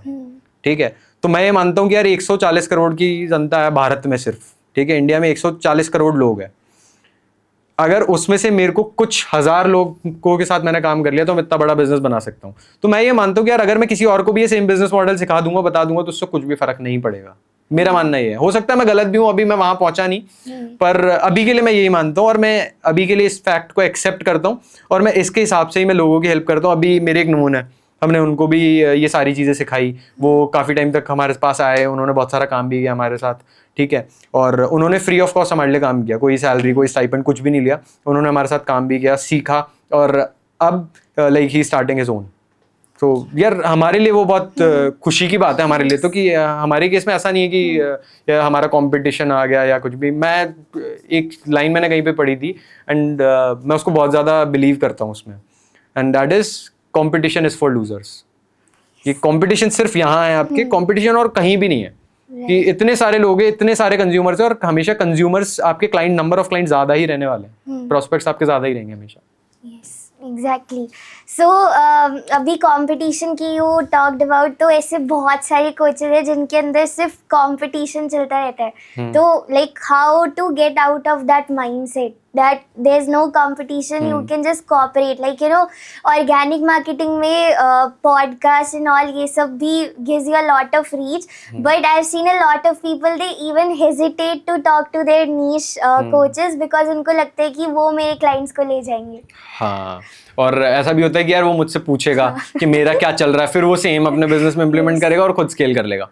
यार देखो, मैं आपको, कोई भी पर्सन हो, किसी भी बिजनेस में हो, ठीक है, वेदर एजेंसी हो, कोच हो, या फिर कोई भी बिजनेस कर रहा है, कोई ऑफलाइन बिजनेस कर रहा है, मैं सबकी कैलकुलेशन सेम है। आप एक नंबर डिसाइड करो, ठीक है, कि यार मेरे को महीने का इतना रेवेन्यू करना है, ठीक है, अब उसको आप डिवाइड कर दो आपका जो प्रोडक्ट का प्राइस पॉइंट है, ठीक है, आपके पास लिखा आ जाएगा कि आपको हर महीने कितने क्लाइंट्स चाहिए, ठीक है, उसको आप कर लो इंटू 12 यानी कि 1 ईयर, उसको आप कर लो इंटू 25, आने वाले 25 साल की आप कैलकुलेशन लगा लो।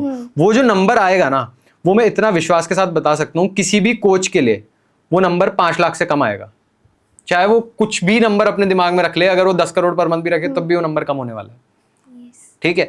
और वो नंबर, अब आपको पता चल गया कि यार मेरे को कुछ इतने ही लोग चाहिए, तो आप ये चीज समझो कि यार 140 करोड़ लोग हैं, मेरा मार्केट कितना बड़ा है, ठीक है, कंज्यूमर्स कितने ज्यादा है, और मुझे उसमें से सिर्फ इतना सा चाहिए, इतना सा मुझे चाहिए, इतना सा ही मेरे कॉम्पिटिटर को चाहिए। तो यार मैं खुद ही बता रहा हूँ कि यार कंपटीशन बिल्कुल है ही नहीं उस केस में, क्योंकि आपको तो कुछ हजार लोगों के साथ काम करना है अगर आपको एक सस्टेनेबल प्रेडिक्टेबल बिजनेस बनाना है। तो यार मुझे इतनी प्रेडिक्टेबल मेरी इनकम होनी चाहिए, इतना रेवेन्यू मैं करता हूँ, उसका इतना % मेरा प्रॉफिट बनता है, वो कैलकुलेशन आपके पास ऑलरेडी होगी कि अगर आपने 1 साल काम किया, 2 साल काम किया, आपके पास होगी वो कि 30% मेरा प्रॉफिट है, 40% है, 50% है। हर इंसान के केस में वो वेरी करता है, क्योंकि वो किस टाइप का फनल रन कर रहा है, हर कोच के केस में अलग होगा। बट यहाँ पे उसको ये क्लियर होगा नंबर कि यार मैं 1 करोड़ का प्रॉफिट, 1 करोड़ का रेवेन्यू करूंगा, उसमें से मेरा 40 लाख का प्रॉफिट बन जाएगा या 30 लाख का प्रॉफिट बन जाएगा। ऑन एन एवरेज 33% प्रॉफिट होता है। इतने सारे लोगों के साथ हमने काम किया है, उसका ये एवरेज नंबर है। जिन लोगों का अभी ज्यादा हो रहा है, बहुत सारे लोग होंगे जो कमेंट्स में बोलेंगे भी कि यार मेरा तो ज्यादा होता है, ऐसे होता है, बट इस पॉइंट पे अगर आपका ज्यादा हो रहा है, मतलब आप अच्छे लेवल पे स्केल नहीं किया आपने। हमने बहुत सारे लोगों के साथ काम किया है, अभी भी हम जो नए क्लाइंट्स ऑनबोर्ड करते हैं उनके स्टार्टिंग में 50% प्रॉफिट है, 45% प्रॉफिट है, 60% प्रॉफिट है, बट ग्रेजुअली जब आप एक अच्छे स्केल पे बिजनेस को रन करोगे, ऑनलाइन कोचिंग बिजनेस में जब भी आप रन करोगे, वो 33% पे आ जाएगा। उसके कम भी जा सकता है, बट एक आइडियल नंबर 33% है, इतना होना चाहिए। So like I remember the first time जब हमने बात करी थी, तो you said that business में profits बनाने में time लगता है। So there are a lot of people जो बहुत impatient बन जाते हैं, right? तो impatience in the sense कि मेरे लिए work नहीं कर रहा, मेरा product खराब है, या फिर sometimes they start blaming their own mentors कि तुम्हारी strategy are not working. So what advice would you like to give to those people? मैं उनको एक ही एडवाइस दूंगा कि यार आप बिजनेस क्विट कर दो क्योंकि business is a game of patience यार, कि आपको पेशेंस तो रखना ही पड़ेगा। और जब जो लोग स्टार्ट कर रहे हैं ना, मैं उनको भी यही चीज बोलूंगा कि आपके दिमाग में पहले से एक क्लियर पिक्चर होनी चाहिए कि यार मेरे को पेशेंस रखना पड़ेगा। और मैं ऑनेस्टली मैं आपको बता रहा हूँ, मैंने कभी ये किसी को बोला नहीं, मैंने घर पे नहीं बताया ये चीज, मेरे बिजनेस पार्टनर को भी बहुत टाइम तक नहीं पता था। बट मैंने जब एजेंसी शुरू करी थी ना, स्टार्टिंग के 1 साल तक हम प्रॉफिटेबल ही नहीं थे। क्योंकि हमें पता ही नहीं था यार किस क्लाइंट के साथ काम करना, हमने गलत जगह रिसोर्सेज लगा दी, कुछ भी नहीं पता। तो आप जब करते हो तब आप सीखते हो, तो टाइम तो लगेगा। अगर आपके अंदर पेशेंस नहीं है तो बिजनेस आप नहीं बना सकते। पेशेंस तो आपको रखना ही पड़ेगा। और इसीलिए तो बोलते हैं लोग, मैंने बहुत सारी जगह बहुत बड़े बड़े लोगों से मैंने ये चीज़ सुनी है कि X% businesses fail in first 2 years। वो इसीलिए फेल हो जाते हैं कि जो 2 साल के ऊपर जिसने खींच लिया, जिसने वो मजबूत खड़ा रहा, ऑटोमेटिकली उसका बिजनेस चलेगा। क्यों? क्योंकि 2 साल तक यार मैं कोई चीज़ अगर डेली कर रहा हूँ, मैं लोगों से बात कर रहा हूँ, मैं लोगों से नेटवर्क कर रहा हूँ, लोग मुझे जानने लग जाएंगे। That's how we connected. कि अगर मैं 1 साल करके अगर मैं छोड़ देता तो आज मैं यहाँ नहीं बैठा होता। तो मैं आज ये यहाँ बैठा हूँ इसलिए मैं ये बता पा रहा हूँ कि यार आप क्विट मत करो, भले आपको टाइम लग रहा है, आप चीजें फिगर आउट करो कि यार ऐसा क्या है जो बाकी लोगों के लिए काम कर रहा है, मेरे लिए काम नहीं कर रहा। और मैं तो आपको एक चीज और बोलूंगा कि अगर आपको पता है कि यार मेरे सिमिलर नीश में X% का ये फनल चल रहा है, आप एग्जैक्टली अभी के लिए कॉपी पेस्ट कर लो, अपना दिमाग लगाना बंद कर दो, एग्जैक्टली आप कॉपी पेस्ट करो और शुरू करो। जब आपका फनल रनिंग में आ जाएगा, आपका जो आप सोच रहे हो कि यार मेरी स्ट्रैटेजी ये है, मेरे मेंटोर की स्ट्रैटेजी कुछ अलग थी, मेरे कॉम्पिटिटर की स्ट्रैटेजी कुछ अलग थी, मेरी स्ट्रैटेजी ये है, आप एक बार के लिए खुद की स्ट्रैटेजी भूल जाओ। आप वो करो जो ऑलरेडी काम कर रहा है लोगों के लिए। हम खुद भी यही करते हैं, हम कभी भी नए हुक्स बनाते हैं ना किसी के भी एड्स के लिए, तो हम पहले एड्स लाइब्रेरी पे जाते हैं, सर्च करते हैं कौन सा ऐसा हुक है किस पर्टिकुलर कोच का जो कि पिछले 6 महीने से काम कर रहा है, उससे सिमिलर हुक हम बनाते हैं और वो हमारे लिए काम करता है। तो वही करना है आपको। बट यहाँ पे लाइक बहुत सारे लोगों की फैमिली मेम्बर्स होते हैं जिसकी वजह से the pressure comes in, you know, like maybe you are putting 100% of your efforts, results नहीं आ रहे, you are patient, but the people around you are saying कि क्या करते रहते हो पूरे दिन लैपटॉप पे, यू नो, कुछ और कर लो, ये वर्क नहीं करेगा। तो for them what exactly would you like to suggest? यार देखो, आई बिलीव, मैं ऐसा विश्वास रखता हूँ और मैं मानता भी हूँ इस चीज़ को कि यार जब तक आप कोई चीज़ इस्टेब्लिश नहीं कर लो ना, तब तक आपको ज़्यादा लोगों को बताना ही नहीं चाहिए। क्योंकि हो सकता है अगर आपको कोई सपोर्ट कर रहा है, बहुत अच्छी बात है, बहुत कम लोग होते हैं ऐसे, बट अगर आप किसी को बता रहे हो और फिर आप वो कर नहीं पा रहे तो आपको क्रिटिसिज्म बहुत ज़्यादा मिलता है। और मैं ये मानता हूँ कि यार सबके अंदर क्रिटिसिज्म झेलने की इतनी क्षमता नहीं होती है, इतनी कैपेसिटी नहीं है सबकी। मैं शुरू करने से पहले, इम्प्लीमेंट करने से पहले लोगों को मैं बता चुका था, ठीक है, क्रिटिसिज्म भी मिल रहा था, बट हाँ आई हैड दैट कैपेसिटी, तो मैं वो कंज्यूम कर रहा था, सब कुछ जो भी हो रहा था सब कुछ कंज्यूम कर रहा था। पर उस पॉइंट पे मेरे को ये चीज़ समझ में आ गई थी कि यार मेरे को बताना नहीं चाहिए था। वो अगर आप नहीं बताते हो और इम्प्लीमेंट करते रहते हो, आप अपना साइलेंस में आप अपना काम कर रहे हो, तो आपके लिए बहुत सारी चीज़ें ईजी हो जाती कि 10 लोगों की सुननी नहीं। अभी मेरे को, अभी मुझे सिर्फ बिजनेस के ऊपर काम करना है, मेरे को अपने मेंटोर की सुननी है। मैं यूट्यूब पे किसी को फॉलो कर रहा हूँ या मैं किसी की कम्युनिटी में हूँ, किसी कोच की कम्युनिटी में हूँ, मुझे सिर्फ उसकी सुननी है। अगर मैं किसी को बताऊँगा एनरोल करते कि यार मैंने आज गार्गी के कम्युनिटी में मैंने एनरोल किया, गार्गी ऐसे ऐसे सिखा रही है, वो हो सकता है उस कोच, पर्टिकुलर कोच के बारे में 2 चीज़ नेगेटिव बोलेगा और आपका दिमाग ऐसा हो जाएगा कि यार मेरे तो पैसा वेस्ट हो गया। तो बहुत सारे लोग हैं ऐसे कि कम्युनिटी, इतनी सारी कम्युनिटीज चल रही है, ठीक है, मैं ये नहीं बोलूँगा कि ये इसकी कम्युनिटी बेकार है, इसकी खराब है, सुनने को हमारे को भी मिलता है इसकी बेकार है, उसकी अच्छी है, ऐसा है वैसा है, पर वो सबका अलग अलग परसेप्शन है। जिसकी मैंने सुना है ना कि यार एक्स कोच है, एक्स बिजनेस कोच है, इसकी कम्युनिटी बहुत खराब है, उसकी कम्युनिटी में उनके पास 10,000 से ज्यादा केस स्टडीज है। तो मैं ये मानने को तैयार ही नहीं हूँ, क्योंकि यार मैं रिजल्ट्स पे ही देख के मैं बात करता हूँ कि अच्छा ठीक है यार रिजल्ट्स है इसके पास, वो कर पा रहा है फिर। तो ऐसी यार मैं तो आपको ये बोलूँगा सबसे बेस्ट चीज़ इसमें यही है, बताओ मत। जब आप शुरू कर रहे हो आप करते रहो, इम्प्लीमेंट करो, जब आपको रिजल्ट्स आएंगे ऑटोमेटिकली सबको पता चलना है। जब वो आपके एड्स देखेंगे सबको पता चलना है, आप कंटेंट पोस्ट करोगे सबको अपने आप पता चलेगा। मतलब जो आपका काम है वो खुद हल्ला मचा देगा बाद में। तो you should keep it private initially, जब आप शुरू कर रहे हो तो आपके ऊपर वो मेंटल प्रेशर है वो नहीं आएगा और आपके लिए चीज़ें ईजी हो जाएगी। So would you like to throw some light कि आपके पेरेंट्स ने कैसे सपोर्ट किया इन योर जर्नी? यार देखो, टू बी वेरी ऑनेस्ट मैं बताता हूँ आपको, जब मैं सबसे पहली बार मैंने अपने घर पे आइडिया शेयर किया था तो खुश नहीं थे वो भी, ठीक है, और मुझे भी डांट ही पड़ी थी ऑब्वियसली। तो बट यार देखो, मैं एक चीज़ आपको मैं बता देता हूँ, किसी इंसान के अंदर जिद है और अगर आपके दिमाग में जब आप आँख बंद करते हो और वो पिक्चर एकदम क्लियर है कि यार मुझे यहाँ पहुँचना है, तो आप वहाँ पहुँचोगे। अगर आप खुद डाउटफुल हो, पापा ने क्या बोल दिया, मम्मी ने क्या बोल दिया कि यार मेरा अब दिमाग खराब हो गया, मैं ये नहीं कर रहा, उससे कभी भी काम नहीं होता, ठीक है। और सबसे सिंपल सी चीज़ मैं यही बोलूँगा कि यार अगर आपका बिजनेस आइडिया, आपकी सर्विस आप अच्छे से अपने पेरेंट्स को ही एक्सप्लेन नहीं कर पा रहे, तो अब क्लाइंट्स को कैसे करोगे? मैं अपना बिजनेस आइडिया मेरे पापा को ही नहीं समझा पाया, पापा को ही रिजल्ट नहीं दिला के दिखा पाया मैं कि यार ये मैं कर सकता हूँ, तो मैं अपने क्लाइंट्स को कैसे विश्वास दिलाऊंगा? तो यार उस वक्त मेरे पापा ने भी मेरे को डिनाई किया कि नहीं करना ये सब, बट फिर भी मैंने वो किया, ठीक है, नॉट टू डिसरिस्पेक्ट हिम कि मैं चैलेंज ले लिया, अब तो पापा ने मना कर दिया, तो चैलेंज जैसा कुछ नहीं था, बट उन्हें ये विश्वास दिलाने के लिए कि यार जो जैसा मैं प्लान कर रहा हूँ ना वो चीजें काम करती है, and now he is happy.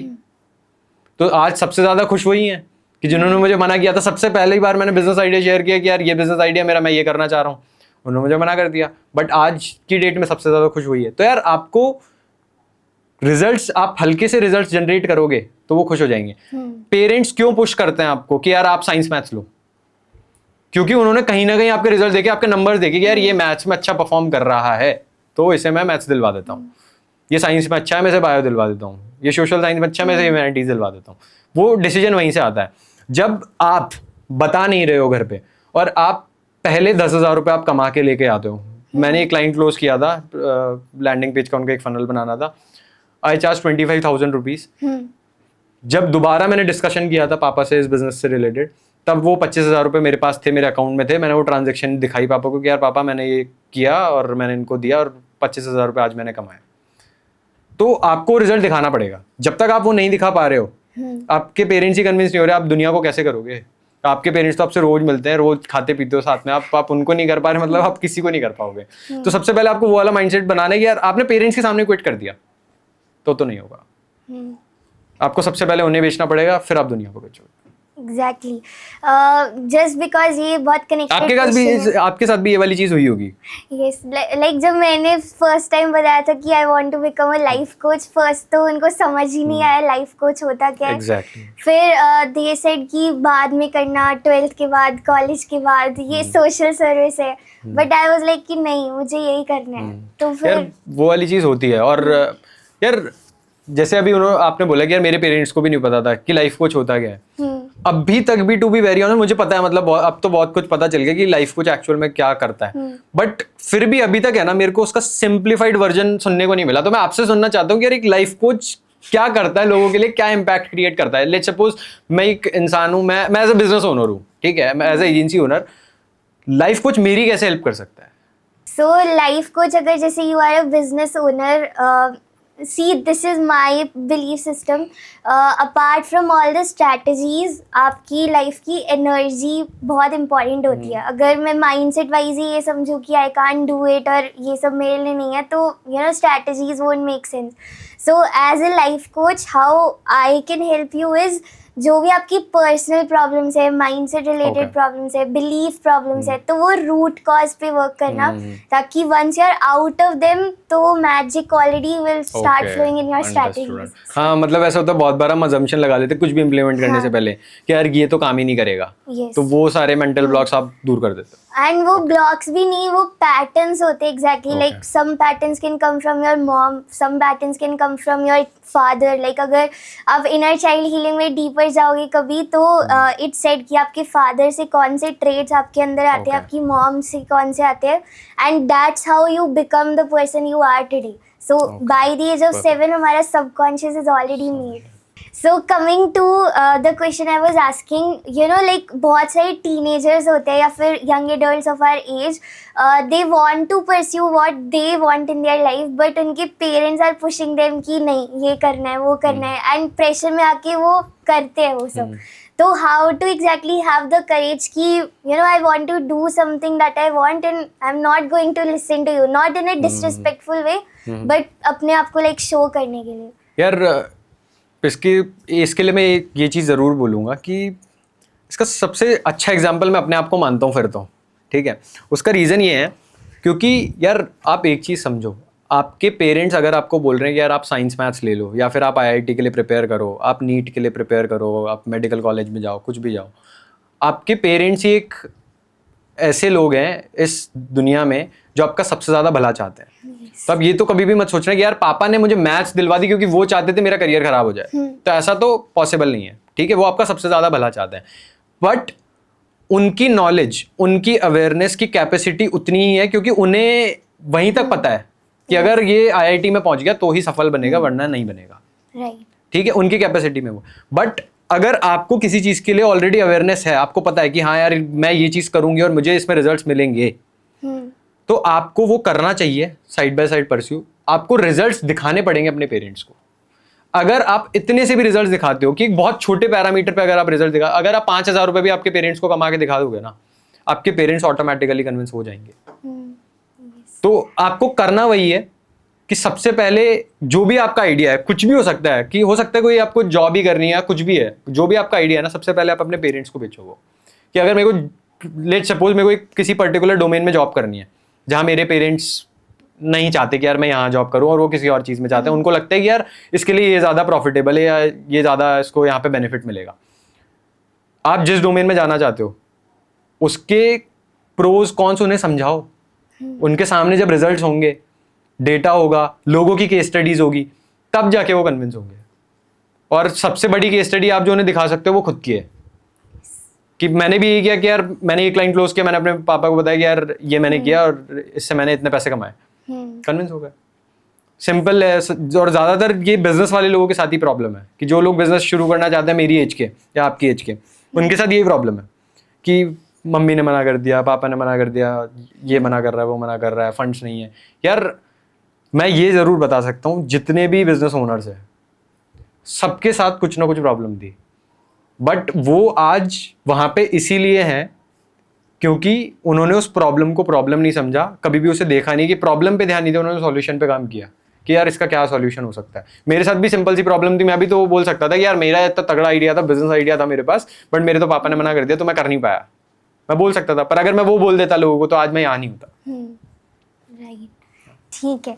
So coming back to coaches once again, you know जैसे वेबिनार्स में आपने भी देखा होगा कि बहुत सारे कोचेस होते हैं जो वैल्यू एडिशन करने में भी दे रेजिस्ट, कि नहीं अगर मैंने बता दिया तो why they will not come in my paid programs. So what you know advice would you like to give to those people जो अपने आप को रेजिस्ट करते रहते हैं? यार मैं उनको एक ही चीज़ एडवाइस करूँगा, जो भी आपका सबसे ज़्यादा प्रीमियम कंटेंट है आप उसे फ्री में दो। ठीक है, जब आप प्रीमियम, अब लोग इस पे भी कंट्रोवर्शियल है ये कि लोग बोलेंगे यार आप अपना सबसे प्रीमियम कंटेंट फ्री में दोगे तो आपके पेड में कौन आएगा? वो तब भी आपके पेड में आएंगे। उसका रीजन ये है, लेट सपोज मैंने क्या किया, मेरे को लगता है मेरा वेबिनार बहुत ज्यादा इंपैक्टफुल है या फिर मेरा कोर्स बहुत ज्यादा इंपैक्टफुल है। मैंने क्या किया, उसमें से 30 की पॉइंटर्स मैंने निकाले। ठीक है, 30 डेज का मैंने कंटेंट निकाल लिया, 30 की पॉइंटर्स, 30 डेज का मेरा कंटेंट प्रिपेयर्ड है। मैं सबको एक मिनट में सारे जो भी की पॉइंटर्स है, जो भी ऑडियंस को हेल्प कर सकते हैं, लेट सपोज मैं सैलरी हाइक का कोच हूँ और मैं उनके लिए हेल्प करना चाह रहा हूँ, मेरे पास 30 ऐसी टिप्स हो गई, मैंने 30 दिन उन्हें रोजाना शेयर करी। ठीक है, वेबिनार में आके भी वो सुनेगा उसका एक ग्लिम्स। बट अब लोग बोलेंगे यार जब आपने फ्री में ये सब सिखा दिया, 30 दिन में आपने ये सिखा दिया तो आपका आएगा। देखो सबसे पहली चीज, फ्री में अगर किसी को भी कुछ भी मिल गया तो उसकी उतनी रिस्पेक्ट नहीं करता, बस उसे माइंड ब्लोन फील करवाना है हमें, उसके लिए आपको सबसे प्रीमियम कंटेंट देना पड़ेगा। अब आप उसे माइंड ब्लोन फील करवा पा रहे हो, बोले कि यार गार्गी ने ये टिप दी और ये कितनी ज्यादा हेल्पफुल है, तो फटाफट से आपको फॉलो करेगा, आपके मास्टर क्लास के लिए रजिस्टर करेगा, उसे समझ में आ जाएगा कि हाँ यार ये मेरी हेल्प कर सकती है। अब परसेप्शन यहीं से क्रिएट हो चुका है उसका। ठीक है, उसके दिमाग में आ चुका है कि यार मेरे को एक ऐसी चीज बताई, ये टेक्निक मैंने कहीं पे भी नहीं सुनी थी, कहीं पे भी मुझे पता नहीं था इससे पहले। परसेप्शन उसके दिमाग में क्रिएट हो चुका है। उसके बाद जब आप उसे पेड प्रोग्राम पिच कर रहे हो, अब लोग बोलेंगे यार यही सारी चीजें मैं वेबिनार में भी बता दूंगा, तो फिर उसे कुछ अलग नहीं लगेगा। यार जब भी कोई भी पर्सन आपकी कम्युनिटी में एनरोल करता है, आपके प्रोग्राम में एनरोल करता है, वो सिर्फ वीडियोस के लिए एनरोल नहीं करता है, वो गाइडेंस के लिए एनरोल करता है, सपोर्ट के लिए एनरोल करता है। लेट सपोज मैं मेरा कोई भी एक पर्टिकुलर कोर्स बनाता हूँ, लेट सपोज मैंने फेसबुक मार्केटिंग के ऊपर कोर्स बनाया, मेटा एड्स के ऊपर एक कोर्स बनाया, मैंने यूट्यूब पे डाल दिया, अपलोड कर दिया। ठीक है, तब भी लोग मेरा प्रोग्राम परचेस करेंगे। क्यों करेंगे? क्योंकि they want to interact with me, they want my guidance, they want my support. तो अगर आप अपना प्रीमियम कंटेंट फ्री में दे दोगे तब भी लोग एनरोल तो करेंगे। और ये बहुत बड़ा मिथ है जो लोगों के दिमाग में रहता है कि यार मैं अपना प्रीमियम कंटेंट फ्री में दे दूंगा तो फिर मेरे कोर्स का और उसमें फर्क क्या। आप ये भी तो सोचो, आपके कोर्स का कंटेंट है 10 घंटे का, उसमें से आपने 1-1 मिनट की 30 रील्स बनाई, 30 मिनट हुए। आप 9-10 घंटे का कंटेंट 30 मिनट में कैसे दे सकते हो? चाह के भी नहीं दे पाओगे आप। जो आपका प्रीमियम कंटेंट है, सबसे ज्यादा प्रीमियम कंटेंट है, वो आप चाह के भी उनको फ्री में नहीं दे पाओगे। एग्जैक्टली। पूरा तो आप कभी भी दे ही नहीं सकते, और वो सिर्फ इसलिए है, देने के लिए मैं सिर्फ इसलिए आपको बोल रहा हूँ कि अगर आप अपना प्रीमियम कंटेंट ऑफर करते हो सबको फ्री में, तो वो माइंड ब्लोन फील करेगी ऑडियंस कि हाँ यार, this is something that works. Right, so true. Like because ये प्रॉब्लम ना बहुत ज़्यादा है। I have seen even my some of my community members, like वो वन ऑन वन में भी they used to feel that, you know, how can I guide the other person? So coming to one more question that I have related to objection handling. I know your answer, but फिर भी you know, a lot of people when they go on sales call, तो बहुत ज़्यादा objection handling उनको सिखाई जाती है कि इस तरह से बोलना। अगर वो बोले I don't have money, you have to reply back with this, I don't have time. So what is your take on objections? Are they really there?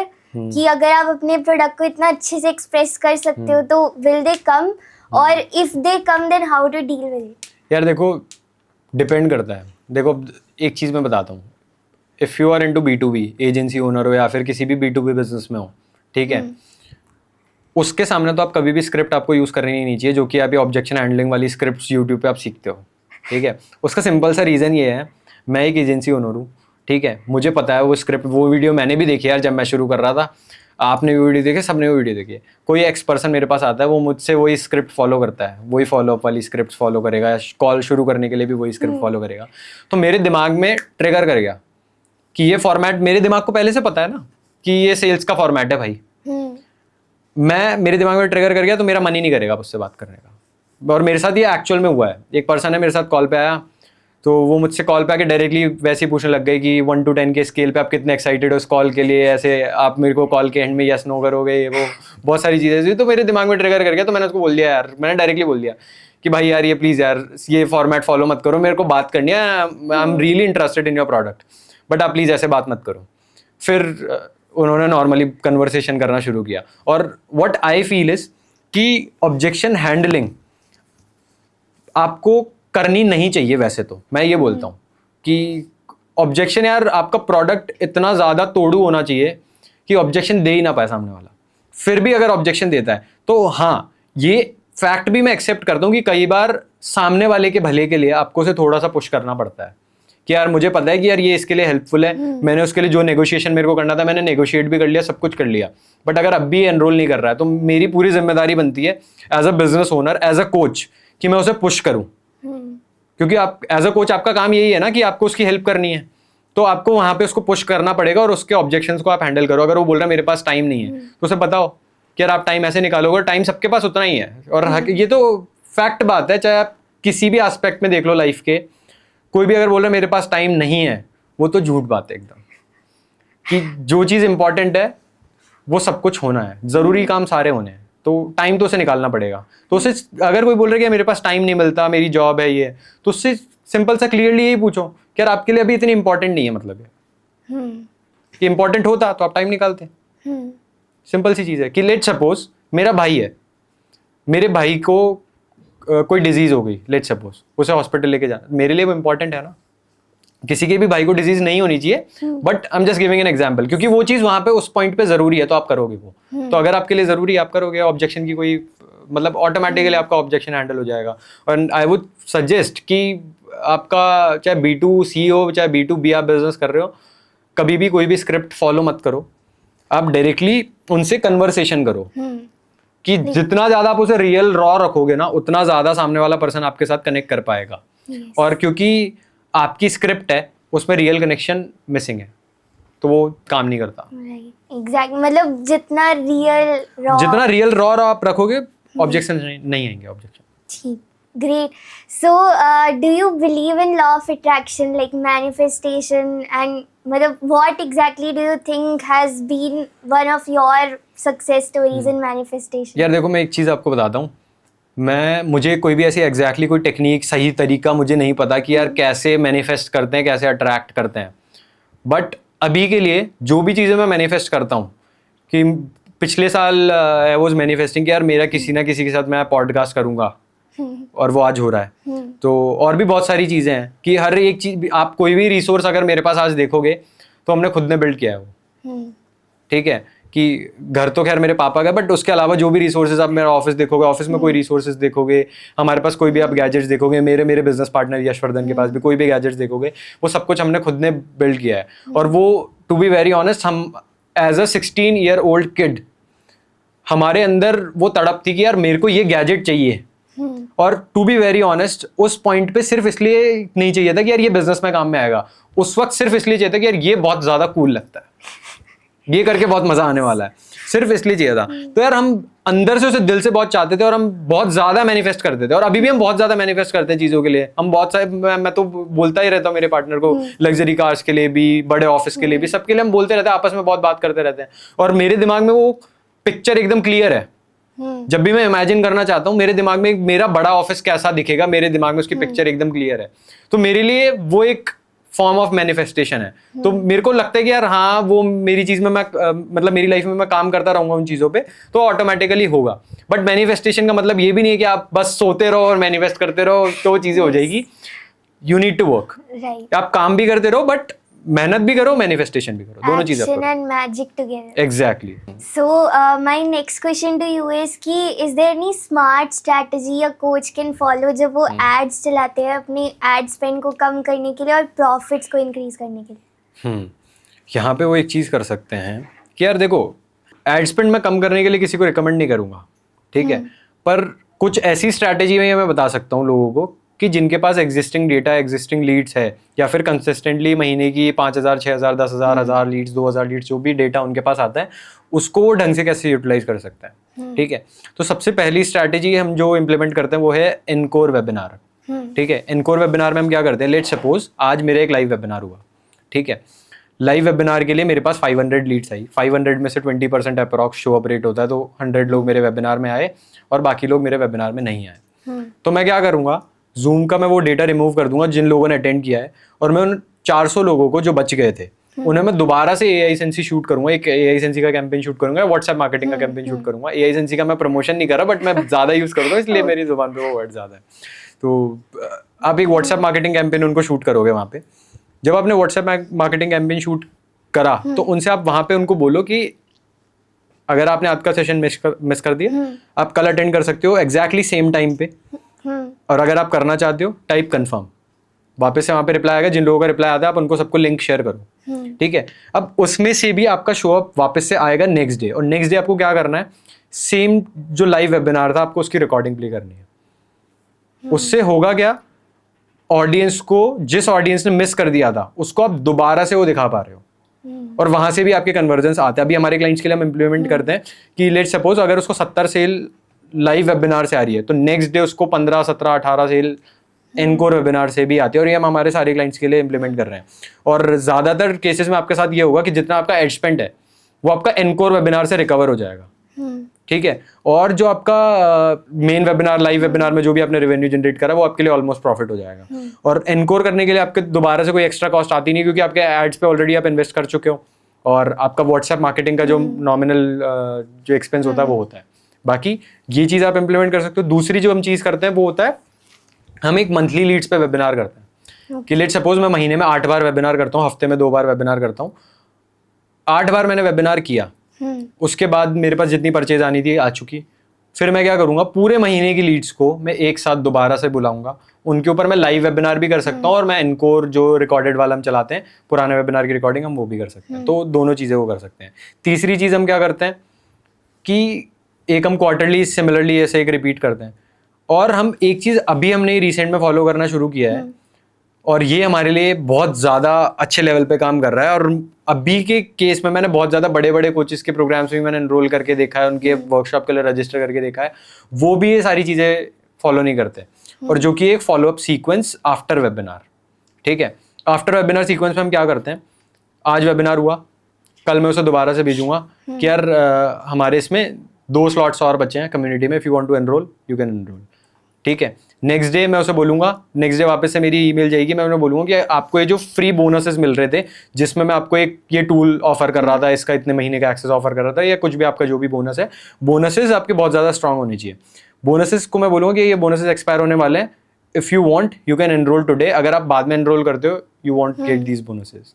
ठीक है, तीसरा आप बोल सकते हो तीसरे चौथे दिन आप उन्हें ईमेल करो, व्हाट्सएप वापस से करो, उन लोगों को आप वापस से ये बोलो कि यार अगर आप आज एनरोल नहीं करते हो कल इसकी प्राइस इंक्रीज होने वाली है, एंड दैट ऑलवेज वर्क्स। तो ये 3-4 चीजें अगर आप इंप्लीमेंट कर लोगे तो जो आपकी एजेंसी की फीस है और जो आपकी एड्स की कॉस्ट है वो रिकवर हो जाएगी बहुत सारी। तो ये चीजें हम इंप्लीमेंट करते हैं हमारे क्लाइंट्स के बिजनेस में। ये जो फॉलोअप सीक्वेंस है अभी हमने रिसेंट में इंप्लीमेंट करना शुरू किया है, बट ये हमारे लिए बहुत अच्छी तरीके से काम कर रहा है। सो एक पर्सनल क्वेश्चन है, I am somebody who does not connect with recordings, इसलिए अभी तक मैंने कभी रिकॉर्डेड वेबिनार्स नहीं करी है। So you know like does this really work और what mindset shift is required? यार एक चीज आप मुझे बताओ, एज अ कंज्यूमर, रिकॉर्डेड है तो क्या, ठीक है, रिकॉर्डेड है तो क्या, वैल्यू तो उसमें भी उतनी ही है, चाहे लाइव हो चाहे वो हो, और इसीलिए हम उसे एनकोर बोलते हैं। एनकोर का मतलब होता है अ रिपीट टेलीकास्ट। जो हमारा लाइव वेबिनार है, हम ऑडियंस को ये बोलते ही नहीं कि वो लाइव है। ऑडियंस से आपको झूठ नहीं बोलना, ऑडियंस को आप सच ही बोल रहे हो। आप उन्हें बोलो कि एनकोर वेबिनार है, रिपीट टेलीकास्ट है, सिंपल, और आप उसे वो दिखा रहे हो। और दूसरी चीज यार, बहुत सारे लोग होते हैं जो लाइव चल रहा होता है ना क्लाइंट का वेबिनार, तब भी वो बोलते हैं कि यार ये रिकॉर्डेड है, ऐसा है वैसा है, कमेंट्स में पूछते भी हैं, चैट बॉक्स में पूछते रहते हैं कि, पर मैं उन सारे लोगों से, मेरे सिंपल सा क्वेश्चन ये है कि अगर वो रिकॉर्डेड है तो क्या, प्रोग्राम में आप एनरोल करोगे तब भी तो आपको रिकॉर्डिंग ही देखनी है, तो अभी आप लाइव का क्या कर लोगे? और अगर किसी चीज में रिकॉर्डिंग में भी अगर वैल्यू है तो आपको क्यों नहीं देखना वो फिर आप अपना लॉस कर रहे हो। अगर आपके दिमाग में आपने ये परसेप्शन बना रखा है कि मैं रिकॉर्डेड नहीं देखूंगा, सब कुछ तो आप रिकॉर्डेड ही देख रहे हो, इंस्टाग्राम पे पूरे दिन स्क्रॉल करते हो वो भी रिकॉर्डेड है, मत देखो, लाइव देखो फिर आप। तो वो भी तो होना चाहिए। तो अगर किसी चीज में वैल्यू है तो मतलब ऑडियंस इतनी समझदार नहीं है आज की डेट में। ऑडियंस बार बार क्वेश्चन करती है रिकॉर्डेड है लाइव है, अरे यार तुम्हें उससे क्या फर्क पड़ता है, उसमें वैल्यू है या नहीं है वो तुम्हें डिसाइड करना है कि कितनी वैल्यू मिलने वाली। तुम ये जरूर पूछ सकते हो, वेबिनार शुरू हो रहा है, एनकोर वेबिनार शुरू हो रहा है, कुछ भी शुरू हो रहा है, शुरू होने से पहले तुम पूछो कि सर आप ये XYZ पॉइंट सिखाओगे या नहीं सिखाओगे, मैम आप ये XYZ पॉइंट कवर करोगे नहीं करोगे। Okay. अगर आपको लगता है कि यार ये मैं यही सीखने आया था, मेरे लिए ये बेनिफिशियल नहीं है, यू कैन लीव। पर ये वाला क्वेश्चन ही गलत है कि ये रिकॉर्डेड है या नहीं है। ओके, ठीक है, understood. So you know coming to agencies work वाला पॉइंट, तो बहुत सारी एजेंसीज है now, which one to exactly go for and what are some of the parameters that a coach who is wanting to hire an agency or work with an agency, so what are some things that they should look for? Understood. यार देखो, मेरे को ये पता है कि India में कम से कम 15,000 रजिस्टर्ड एजेंसीज हैं, ठीक है, जो रजिस्टर्ड बिजनेस है, उसके अलावा भी बहुत सारी होंगी, ठीक है। सबसे पहला पॉइंट ये रजिस्टर्ड बिजनेसेस वाला मैंने इसलिए बोला है, रजिस्टर्ड बिजनेस के साथ आपको काम इसलिए करना चाहिए क्योंकि उसके पास कुछ तो एक्सपीरियंस है, तभी उसके अंदर इतना करे जाएगा कि उसने बिजनेस रजिस्टर करवा लिया, ठीक है।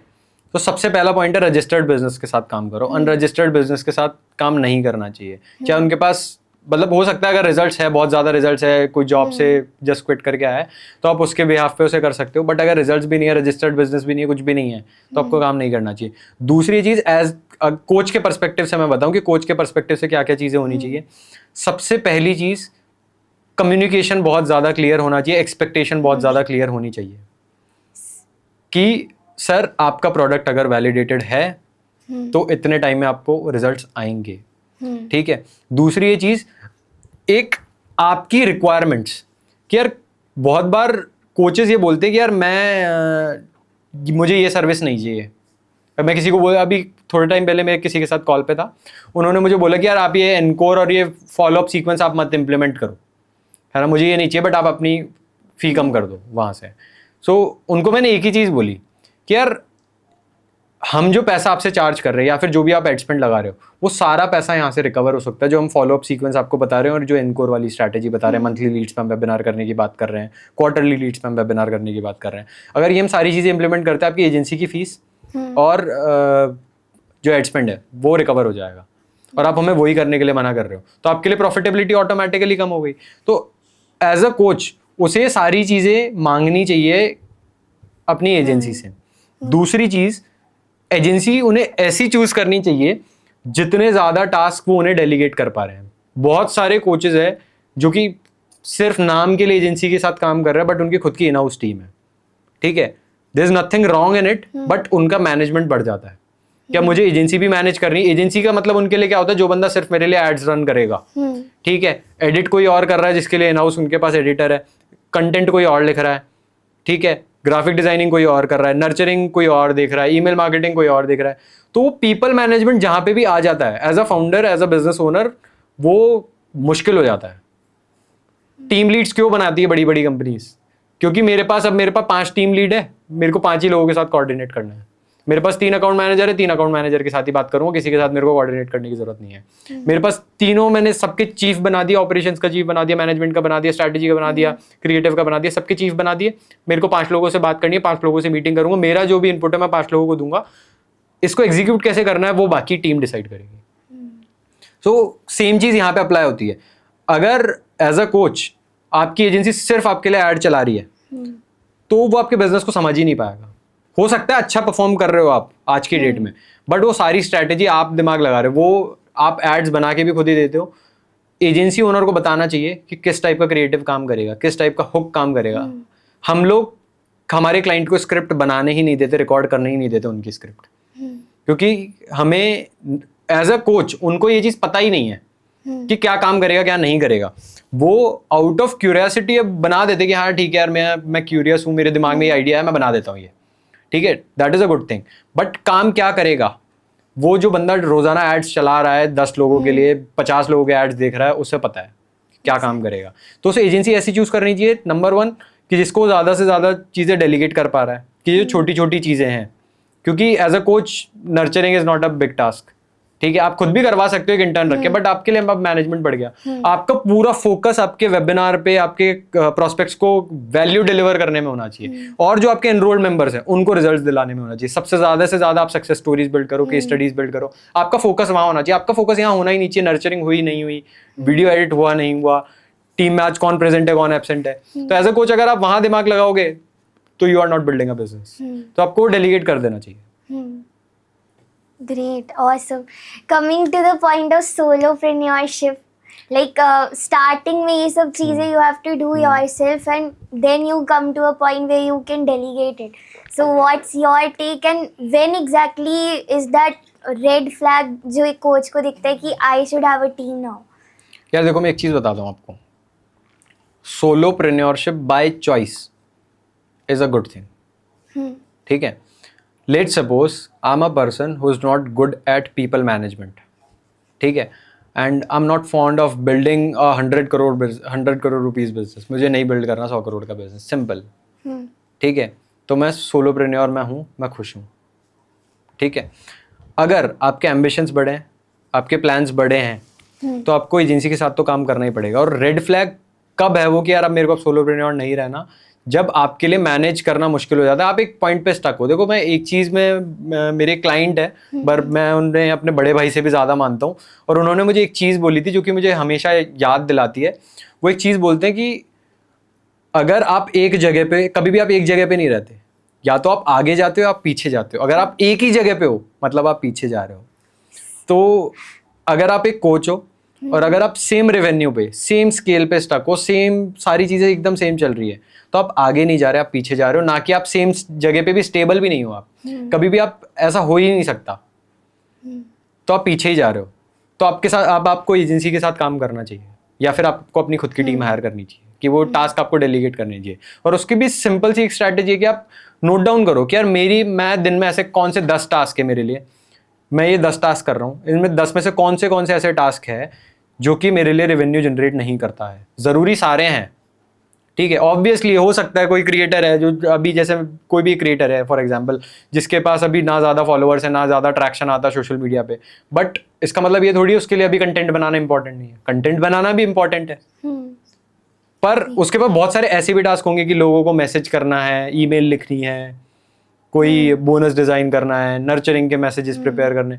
वो सारी चीज़ें एज अ कोच वो डेलीगेट कर सकता है किसी ऐसे पर्सन को जो ऑलरेडी लोगों के लिए कर रहा है, या फिर जैसे एक्सपीरियंस है, या फिर स्क्रिप्ट्स वाला काम हुआ वो भी वो डेलीगेट कर सकता है। बहुत सारे कोचेस मैंने खुद ने देखे हैं। एक फिटनेस कोच के साथ हमने एक काम शुरू किया था, तो वो मतलब बहुत अच्छे लेवल की एडिटिंग करती थी खुद के लिए, और वो बता रही थी कि यार मैं जब भी एक वीडियो बनाती हूँ, चाहे वो ऐड हो कुछ भी हो, तो मैं 4 घंटे खुद लगाती हूँ, खुद एडिट करती हूँ। बट देन शी रियलाइज्ड कि यार नहीं, मेरे 4 घंटे कहीं और वर्थ है, और मेरे को ये टाइम मेरी ऑडियंस पे लगाना चाहिए कि यार जिन लोगों ने मेरे ऊपर विश्वास किया है, मेरे को एक सर्टेन अमाउंट पे किया है, मेरी कम्युनिटी में एनरोल किया है, उनको बेहतर क्या रिजल्ट मिल सकता है, तो वो अब सेशन के लिए प्रिपेयर करते हैं, उनको एडिशनल सेशन डिलीवर करते हैं. Awesome, great. Thank you so much for telling so much around time management. I hope that the people who are watching उनको बहुत सारी knowledge and practical tips they are getting. Yeah. So my next question to you is related to the funnel. जैसे बहुत सारे funnels are there and कुछ लोगों के funnels are not even profitable. Like they come in a 99 workshop, वो लोगों को बुला रहे हैं, फिर वो 1000 rupees का product they are selling and then they are not getting results. So how to work on this? यार देखो, मैं एक चीज़ बताता हूँ आपको, बहुत सारे ऐसे लोग भी हैं, मैंने खुद ने, ये बात बिल्कुल सच है, मैंने ऐसा भी सुना है कि यार मैंने अपना लेवल 2 का प्रोडक्ट मैंने बेचा. लेवल 2 मतलब लेवल 0 वो बोलता है अपने वेबिनार को, लेवल 1 वो बोल रहा है अपना जो 5-6 हज़ार का प्रोडक्ट वो वेबिनार में बेच रहा है, फिर उसके बाद वो लेवल 2 10-15 हज़ार का कुछ बेच रहा है, वहाँ पे भी वो प्रॉफिटेबल नहीं है. अगर आपके साथ भी ये चीज़ हो रही है, कहीं ना कहीं आप बहुत ज़्यादा बड़ा ब्लंडर कर रहे हो. मिस्टेक नहीं बोलूँगा मैं इसको, ब्लंडर बोलूँगा कि आप ब्लंडर कर रहे हो. ठीक है, क्योंकि अभी हमारे पास बहुत सारे ऐसे कोचेज है, बड़ा नंबर है काफ़ी कोचेज का, जिनका लेवल 2 प्रोडक्ट एग्जिस्ट करता ही नहीं है. ठीक है, और उनका लेवल 0 भी एग्जिस्ट नहीं करता. उनका लेवल 0 है फ्री वेबिनार, मतलब पेड वेबिनार नहीं है, फ्री वेबिनार है. फ्री वेबिनार के बाद वो लेवल 1 पिच करते हैं, लेवल 1 में वो अच्छा खासा प्रॉफिटेबल है.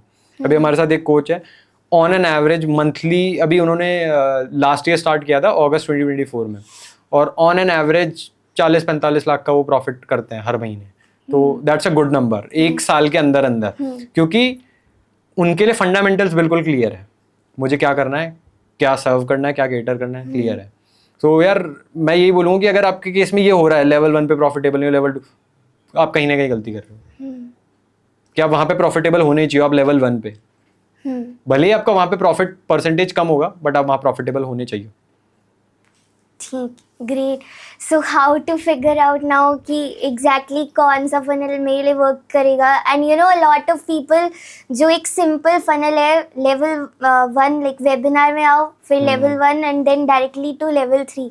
सो लेवल 2 इज नॉट नीडेड और व्हाट? यार देखो, ऐसा मैं भी ये मानता हूँ कि आपके 3 से ज़्यादा प्रोडक्ट नहीं होने चाहिए. ठीक है, 3 से ज़्यादा अगर आपके प्रोडक्ट है, फिर वो मतलब इवेंट होना चाहिए. ठीक है, 3 से ज़्यादा अगर आपके प्रोडक्ट है तो आप उस पर काम नहीं कर पाओगे इफेक्टिवली. और अगर आपकी सारी की स्टडीज़ L3 पे ही बन रही है, तो आपका L3 बिकना बंद हो जाएगा कुछ टाइम के बाद. ओके, ठीक है, कि अगर आप लेवल 3 पे ही केस स्टडीज जनरेट कर पा रहे हो, उससे पहले केस स्टडीज आई नहीं रही, लोगों को रिजल्ट ही नहीं मिल रहे, तो वो खत्म हो जाएगा. वो थोड़े टाइम का बबल है, वो बबल फट जाएगा. और ये मैं इसलिए बोल रहा हूँ कि 3 से ज़्यादा प्रोडक्ट नहीं होने चाहिए. वो इसका रीज़न है, अगर आपके 3 से ज़्यादा प्रोडक्ट है, आप कहाँ कहाँ पे दिमाग लगाओगे. आपकी एक सिल्वर की कम्युनिटी है, एक आपकी गोल्ड की कम्युनिटी, फिर आपकी डायमंड की कम्युनिटी, आप कहाँ कहाँ दिमाग लगाओगे. आप 10 जगह अवेलेबल थोड़ी ना रह सकते हो. और अब आपको तीनों को बेचने के लिए 3 अलग अलग वर्कशॉप भी करनी है, तो आप 3 से ज़्यादा तो आप मेंटेन कर ही नहीं पाओगे. कम्युनिटीज़ आप इतनी ही कर पाओगे. अगर आपको इफेक्टिवली केटर करने, एक सस्टेनेबल बिजनेस बनाना है, तो उसके लिए आपको इतना ही कर पाओगे, उससे ज़्यादा नहीं कर पाओगे. तो 3 से ज़्यादा प्रोडक्ट आपके नहीं होने चाहिए. वेबिनार को मैं आपका प्रोडक्ट नहीं बोल रहा, लेवल 1, लेवल 2, लेवल 3 होना चाहिए. पर लेवल 2 का मतलब ये भी नहीं है कि यार वो बहुत ज़्यादा मैंडेटरी है. और बहुत सारे लोग हैं अभी भी, और मैं आज इस पॉडकास्ट के से बताना चाहता हूँ, मीडियम से उनको बताना चाहता हूँ कि अगर आप सिर्फ लेवल 2 या लेवल 3 का प्रोडक्ट सिर्फ इसलिए लॉन्च करना चाहते हो कि आपका बिजनेस प्रॉफिटेबल नहीं है, या फिर इसलिए कि एडिशनल रेवेन्यू जनरेट हो सकता है, तो आप बहुत बड़ी गलती कर रहे हो. ठीक है, उसका रीज़न सिंपल सा ये है, आपको लेवल 2 या लेवल 3 आपका जो भी अपकमिंग नेक्स्ट प्रोडक्ट है, वो आपको सिर्फ तब बनाना है जब आपकी ऑडियंस रेडी है उसको परचेज करने के लिए. ऑडियंस अगर रेडी हुई आपकी परचेज करने के लिए, ऑडियंस आपसे बार बार मांगेगी, बार बार पूछेगी. आप उनको ग्रुप कोचिंग फॉर्मेट में अगर लाइव क्लासेस देते हो, या लेट्स सपोज आप रिकॉर्डेड फॉर्मेट में देते हो, और आप उनको फिर सपोर्ट सेशंस भी देते हो, ऑडियंस आपसे पूछना शुरू करेगी कि सर आपका कोई 1-to-1 प्रोग्राम है, सर आपका कोई ग्रुप कोचिंग प्रोग्राम है जिसमें 8-10 लोग ही होते हो. अगर लोग आपसे वो पूछ रहे हैं, आप वो प्रोडक्ट लॉन्च कर सकते हो, क्योंकि आपकी ऑडियंस आपसे मांग रही है. पर लेट्स सपोज आपकी ऑडियंस आपसे मांगेगी, आपके दिमाग में आया कि यार मेरे पास 2000 एनरोल्ड मेंबर्स है, 2000 लोगों के लिए मैं वेबिनार करता हूँ, उसमें से 1500 लोग आएंगे, 1500 लोगों में से अगर मेरा 5% भी कन्वर्जन आ गया, मेरे पास XYZ नंबर की सेल्स आ गए, इतना मैं प्रॉफिट बना लूंगा. आप वहीं पे हार जाओगे. This is not the way we do business, कि सिर्फ पैसे के लिए भी आपको काम नहीं करना, पैसे के लिए आपको प्रोडक्ट लॉन्च नहीं करना चाहिए as a coach, as a consultant, क्योंकि ये जो कोचिंग बिजनेस है ना यार बहुत सेंसिटिव है। आप एक चीज कुछ बोलोगे, आपके पास 10,000 लोगों की कम्युनिटी है, वो सबकी लाइफ पे उसका इम्पैक्ट पड़ेगा। तो आपको बहुत सोच समझ के एक्शन लेना चाहिए, और 3 से ज्यादा प्रोडक्ट तो रिकमेंडेड है ही नहीं, कि चौथा फिर आप इवेंट करो, उसके अलावा कुछ नहीं। अंडरस्टूड। सो यू सेड कि आपके जितने भी प्रोडक्ट्स है उसके लिए वर्कशॉप्स होनी चाहिए। सो अ लॉट ऑफ कोचेस, अभी उनके माइंड में ये भी आ रहा होगा कि हफ्ते में कितनी करनी चाहिए, कितनी वेबिनार्स होनी चाहिए, क्या फ्लो होना चाहिए। So how many ideal webinar should a coach do? यार देखो, आइडियल ऐसा हम लोग जिनके लिए हम आइडियल नंबर, मैं जो पर्सनली मानता हूँ वो 4 मानता हूँ कि 4 हफ्ते में एक वेबिनार आपका होना चाहिए। और हफ्ते में एक वेबिनार मैं इसलिए बोलता हूँ क्योंकि यार अगर आप हफ्ते में 5 दिन बेचने पे फोकस कर रहे हो और 2 दिन आप सिर्फ अपनी ऑडियंस को केटर कर रहे हो, तो फिर आप गलत कर रहे हो ऑडियंस के साथ। ठीक है, अगर आप हफ्ते में 2 दिन बेचते हो, अगर आपने 8 कर लिया, अगर आपको ज्यादा, ठीक है, अगर किसी के लिए एम्बिशन पैसा है, उसमें कुछ भी गलत नहीं, किसी को ज्यादा पैसा बनाना है, ज्यादा रेवेन्यू करना है, उसमें कुछ भी गलत नहीं है। बट आपको वो भी चीज ध्यान रखनी पड़ेगी कि यार अगर कोई पर्सन अगर आपको एक सर्टेन अमाउंट पे कर रहा है, आपको ट्रस्ट कर रहा है, तो आप उसे वो वैल्यू वापस से डिलीवर भी करो, और जितना उसने पैसा पे किया है उसे उससे ज्यादा वैल्यू मिलनी चाहिए, तभी वो आपका नेक्स्ट लेवल का प्रोडक्ट खरीदेगा, या फिर वो आपको तभी प्रेस कर पाएगा।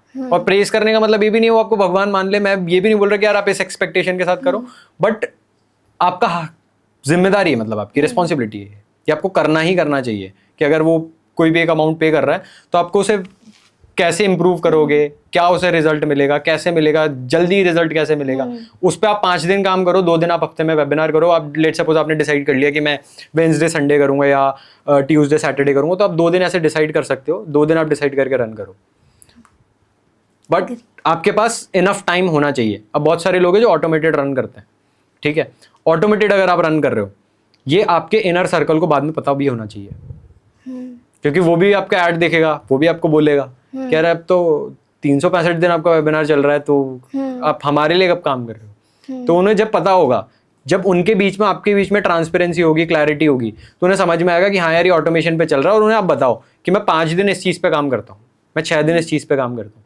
मैं मेरी क्लाइंट्स को सब कुछ शेड्यूल बताता हूँ कि यार मैं कब उनके लिए क्या काम करता हूँ। उससे बहुत अच्छी बॉन्डिंग बनती है। कि आज मैंने एक इंस्टाग्राम पे स्टोरी पोस्ट करी कि मैं दिल्ली में हूँ, इतने सारे लोगों का मैसेज आया, तो वो इसीलिए आया क्योंकि उनके बीच में, मेरे बीच में क्लैरिटी है। Exactly, great. सो इसमें भी when we come to webinars we have different types of webinars, like 2 days workshop, 90 minutes webinar, फिर 2 hours, 3 hours, which is the one that works really good, and या फिर this is a person to person variation कि for me maybe 90 minutes is not going to work, 2 days और 2 hours works. So what's the strategy to figure it out? यार देखो, मैं आपको एक चीज़ बताता हूँ, इसका सिंपल सा आंसर ये है कि हमारे केस में 99% times 3 hour workshop is working good, ठीक है, बट इसका मतलब ये भी नहीं है 2 day 3 day workshop 5 day workshops काम नहीं करेगी। अगर आपके पास कंटेंट बहुत ज़्यादा है, बहुत ज़्यादा डिलीवर करने को है, वो 3 4 5 घंटे में कवर नहीं हो पा रहा है, तो आप 5 दिन का वर्कशॉप करो, 3 दिन का वर्कशॉप करो। बट कोई XYZ पर्सन मेरी नीश में 5 दिन का वर्कशॉप कर रहा है, मेरे पास तो कंटेंट 3 घंटे का है, तो आपको जरूरी नहीं है आप उसको 5 दिन में आप उसको स्ट्रेच करो, क्योंकि हो सकता है ऑडियंस आपके पहले दिन ज्वाइन करेगी, दूसरे दिन ज्वाइन करेगी, और वो 5वें दिन आपका ज्वाइन नहीं करेगी तो आपका कन्वर्जन भी नहीं आएगा, तो उसमें आपका ही लॉस है। अगर आपको लग रहा है कि यार मेरा वेबिनार जो है उसका कंटेंट यार 10 घंटे से ऊपर है, मैं इतनी ज्यादा वैल्यू डिलीवर करना चाहता हूँ, आप उसे 2-2 घंटे में 5 दिन के लिए डिवाइड कर दो। अगर आपका कंटेंट है ही नहीं इतना, अगर आपको लगता है कि यार मैं 3 घंटे इतनी ही वैल्यू मैं डिलीवर करना चाहता हूँ फ्री वेबिनार में, ये मैंने डिसाइड कर लिया, ये मेरा डन है यहाँ से कि मैं इसको एक्सप्लेन करूंगा, और इतना ऑडियंस के लिए, उस पॉइंट के लिए काफ़ी है कि उसे वो सीख भी पाएगा इमीडिएटली, आप उतना डिसाइड करके 3 घंटे की वर्कशॉप बनाओ, वो से सेल करो। और वो ज़्यादा, सबसे ज़्यादा कन्वीनियंट मैं इसलिए मानता हूँ क्योंकि ऑडियंस को चाहिए होता है इंस्टेंट रिजल्ट, किसी को भी कल का वेट नहीं करना कि मुझे आज जानना है, आज क्या क्या मैं सीख सकता हूँ, आज मैंने सीखा, उसको आज आप एक्शन लेने के लिए बोलोगे। और सेल्स के पर्सपेक्टिव से भी मैं यही बोलता हूँ कि यार जब लोहा गर्म है तब हथौड़ा मारो ना आप। आज मैंने कुछ सुना, मैं आज मेरे दिमाग में उसके बारे में हाइप है कि हाँ यार दिस इज गोना वर्क, मैंने आज एक्शन ले लिया, आज मैंने अगर एक्शन ले लिया, मैं एनरोल्ड हुआ, मुझे पता है कि यार मैंने पैसा इन्वेस्ट कर दिया, तो मैं आज सीख लूंगा।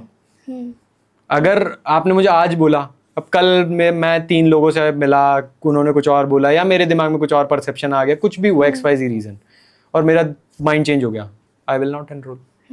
तो वहां से आप सेल भी लूज आउट कर सकते हो, मेरा परसेप्शन ये है। और मेरे किसी भी क्लाइंट के लिए हम 3 डे वर्कशॉप 5 डे वर्कशॉप हम रन नहीं कर रहे हैं, तो उसका मेरे को इतना पर्सनल एक्सपीरियंस नहीं है, ये मैं एज अ परसेप्शन बता रहा हूँ कि मेरा परसेप्शन ये है इसमें। Great. So do you have any recommendations या suggestions? अभी तो we are talking about कैसे free लोगों को nurture करते हैं. Now coming to the paid community. So how to exactly nurture them? Like anything that you as a performance marketer would like to suggest? यार हम उनके साथ है ना एक नर्चरिंग सीक्वेंस बिल्ड करते हैं, ठीक है। उस नर्चरिंग सीक्वेंस में पोल्स इंक्लूडेड होते हैं, ठीक है। हम पोल्स इसलिए भेजते हैं ताकि हम समझ पाएं कि ऑडियंस हमसे क्या चाहती है, ठीक है। जब हमें ये चीज़ समझ में आती है कि नहीं यार ऑडियंस का रिव्यू ये आ रहा है, तो हम वेबिनार में उसका ट्वीक भी करते हैं, ठीक है। दूसरी ये चीज़, जो चीज़ मैंने बताई 1-1 मिनट वाली वीडियो की जो आप कंटेंट पोस्ट करते हो, वो भी आप अपने जो कम्युनिटीज़ है, जो वेबिनार की कम्युनिटी आपकी होती है, वेबिनार का जो ग्रुप होता है, आप उसमें भी वो शेयर करो। जब आप वहाँ पे वो शेयर करते हो तो हो सकता है कोई आपके साथ इंस्टाग्राम पे कनेक्ट ना हुआ हो, आपकी उसने वो वीडियो नहीं देखी, बट जब अब आपको पता है कि यार this is something that is really important और ये ऑडियंस को पता होना चाहिए, तो वो उसके लिए हेल्पफुल हो जाता है वहाँ पे, और उसे माइंड ब्लोन वापस से दोबारा से फील होता है जब उसने रजिस्टर कर लिया। तो it's all about making them feel good. जितना ज़्यादा आप उन्हें अच्छा फील करवा पाओगे ना, उतना ज़्यादा आपके वेबिनार के कन्वर्जन्स इंप्रूव हो जाएंगे। अगर आप उन्हें, बहुत सारे लोग होते हैं जो गिल्टी भी फील कराते हैं, मतलब वो सबका इमोशनल टच अलग अलग होता है। क्या मैं गिल्टी फील करवा के इससे एक्शन दिलवा दूंगा इसको कि ये एक्शन लेगा अगर मैं इसे गिल्टी फील कराऊंगा, और बहुत सारे लोग होते हैं कि यार मैं इसे अच्छा फील कराऊंगा तो ये एक्शन लेगा। वो सबका अपना अपना तरीका है, बट आई वुड सजेस्ट कि आप उन्हें जितना ज़्यादा माइंड ब्लोन फील करवा सकते हो उतना ज़्यादा आप उसे माइंड ब्लोन फील करवाओ। उसे ये पता होना चाहिए कि यार ये एक्सक्लूसिवली ये XYZ कोच ही मुझे सिखा रहा है, कहीं पे और मुझे सीखने को नहीं मिल रहा। जब आप ये करोगे अपने नर्चरिंग सीक्वेंस में, वेदर इट्स ईमेल, व्हाट्सएप, कुछ भी हो, बट एक चीज़ मैं सबसे ज़्यादा जिस पे मैं फोकस करना चाहूँगा, अगर आप इंडिया में रन कर रहे हो अपना बिजनेस, कोचिंग बिजनेस, आपके पास व्हाट्सएप मार्केटिंग सॉफ्टवेयर होना ही होना चाहिए। Yes. वो अगर आपके पास नहीं है, काम नहीं होगा। हमारे क्लाइंट्स के लिए भी हम बेसिकली हम AI सेंस ही यूज़ करते हैं सबसे ज़्यादा। किसी क्लाइंट के पास अगर व्हाट्सएप मार्केटिंग सॉफ्टवेयर नहीं होता है, उसके शो अप रेट में बहुत बड़ा नंबर का फर्क दिख जाता है, बहुत बड़ा गैप दिख जाता है। राइट। और आप कम्युनिटी में आप नर्चर करो, बट आपके पास व्हाट्सएप मार्केटिंग सॉफ्टवेयर होना चाहिए। उससे आप वीडियो भेजो उन्हें, उनके पास एक और आप ऑटोमेशन लगाओ उसके बैक एंड पे कि जैसे कोई भी रजिस्टर कर रहा है उसके पास व्हाट्सएप भी जाना चाहिए, ईमेल भी जाना चाहिए, और वो जब उसे व्हाट्सएप जा रहा है उसके पास एक वीडियो जाना चाहिए। उस वीडियो में आप ब्रेक डाउन करो कि मैं आपको क्या बताने वाला हूँ वर्कशॉप पे, वापस से उसे माइंड ब्लोन फील करवाओ। हर एक पॉइंट पे टच पॉइंट सारे हमें याद रखने पड़ेंगे। जब वो उसको पता चलेगा यार ये मुझे सीखने को मिला, उसके पास स्ट्रॉन्ग वाई होना चाहिए ना वेबिनार में आने के लिए, तो आप उसे दो। जो पेड वेबिनार कर रहा है उसके लिए इतनी प्रॉब्लम नहीं आती, वहाँ पता है पर्सन को खुद को याद है कि यार मैंने 199 की ट्रांजेक्शन करी है भाई, अब ज्वाइन करना है, पैसे लगे मेरे, तो वो ज्वाइन कर लेता है। बट फ्री वेबिनार में आपको बार बार उसे माइंड ब्लोन फील करवाना पड़ेगा, और आपने वो कर दिया, आपका काम हो जाएगा, सामने वाले का काम हो जाएगा। So my next question to you is like, what's your vision of building your own business as well as the vision that you see for the other coaches in the next 5 years? So next 5 years के लिए यार हमारे पास खुद के लिए एक simple सी matrix है कि लेट सपोज कोई भी एजेंसी ओनर या फिर हमारी जैसी कोई भी एजेंसी है जो कि परसेंटेज बेसिस पे काम कर रही है, उसके लिए एक सिंपल सी मैट्रिक्स है। आप अपने क्लाइंट्स को 30 करोड़ का रेवेन्यू जनरेट करके दो और आपके पास 1 करोड़ रुपए का रेवेन्यू आ जाएगा। उनके पास 30 करोड़ का रेवेन्यू आएगा, आपके पास 1 करोड़ का रेवेन्यू आएगा। जो भी वो रेवेन्यू जनरेट करते हैं उसका 3.33% के आसपास आपके पास रेवेन्यू आएगा। अगर आपके पास ज़्यादा आ रहा है तो आपके पास क्लाइंट ज़्यादा टिकेगा नहीं, ठीक है। आने वाले 5 साल में हमारे पास खुद के लिए रेवेन्यू के टर्म्स में ऐसे हमने कोई नंबर डिसाइड नहीं किया है, बट आने वाले 5 साल में हम ऐसा कुछ करना चाहते हैं कि हम कोचिंग इंडस्ट्री के लिए सबसे बड़ा इकोसिस्टम बन जाए, कि उसको जो कुछ भी चाहिए हम उसके लिए वन स्टॉप शॉप होनी चाहिए। तो ऐसा कुछ हम करने का ट्राई कर रहे हैं, और जितनी ज़्यादा हम उसको सपोर्ट, जितनी ज़्यादा सर्विसेज हम उनको केटर कर सकते हैं वो सारी चीज़ें हम उन्हें करके देना चाहते हैं। फॉर कोचेस अभी के लिए हमने ये डिसाइड किया है कि विद इन दिस ईयर 2025 हम कम से कम 100 कोचेस के साथ और काम करेंगे by the end of this year. Already हम 30-35 कोचेस के साथ ऑलरेडी काम कर रहे हैं, पास्ट में भी हमने बहुत सारे कोचेस के साथ काम किए हैं, बट कम से कम हम 100 कोचेस के साथ by the end of this year हम काम कर रहे हैं। So, like you know, here I would also like to ask you, do you also work with the people जो starting से है, like starting or scratch?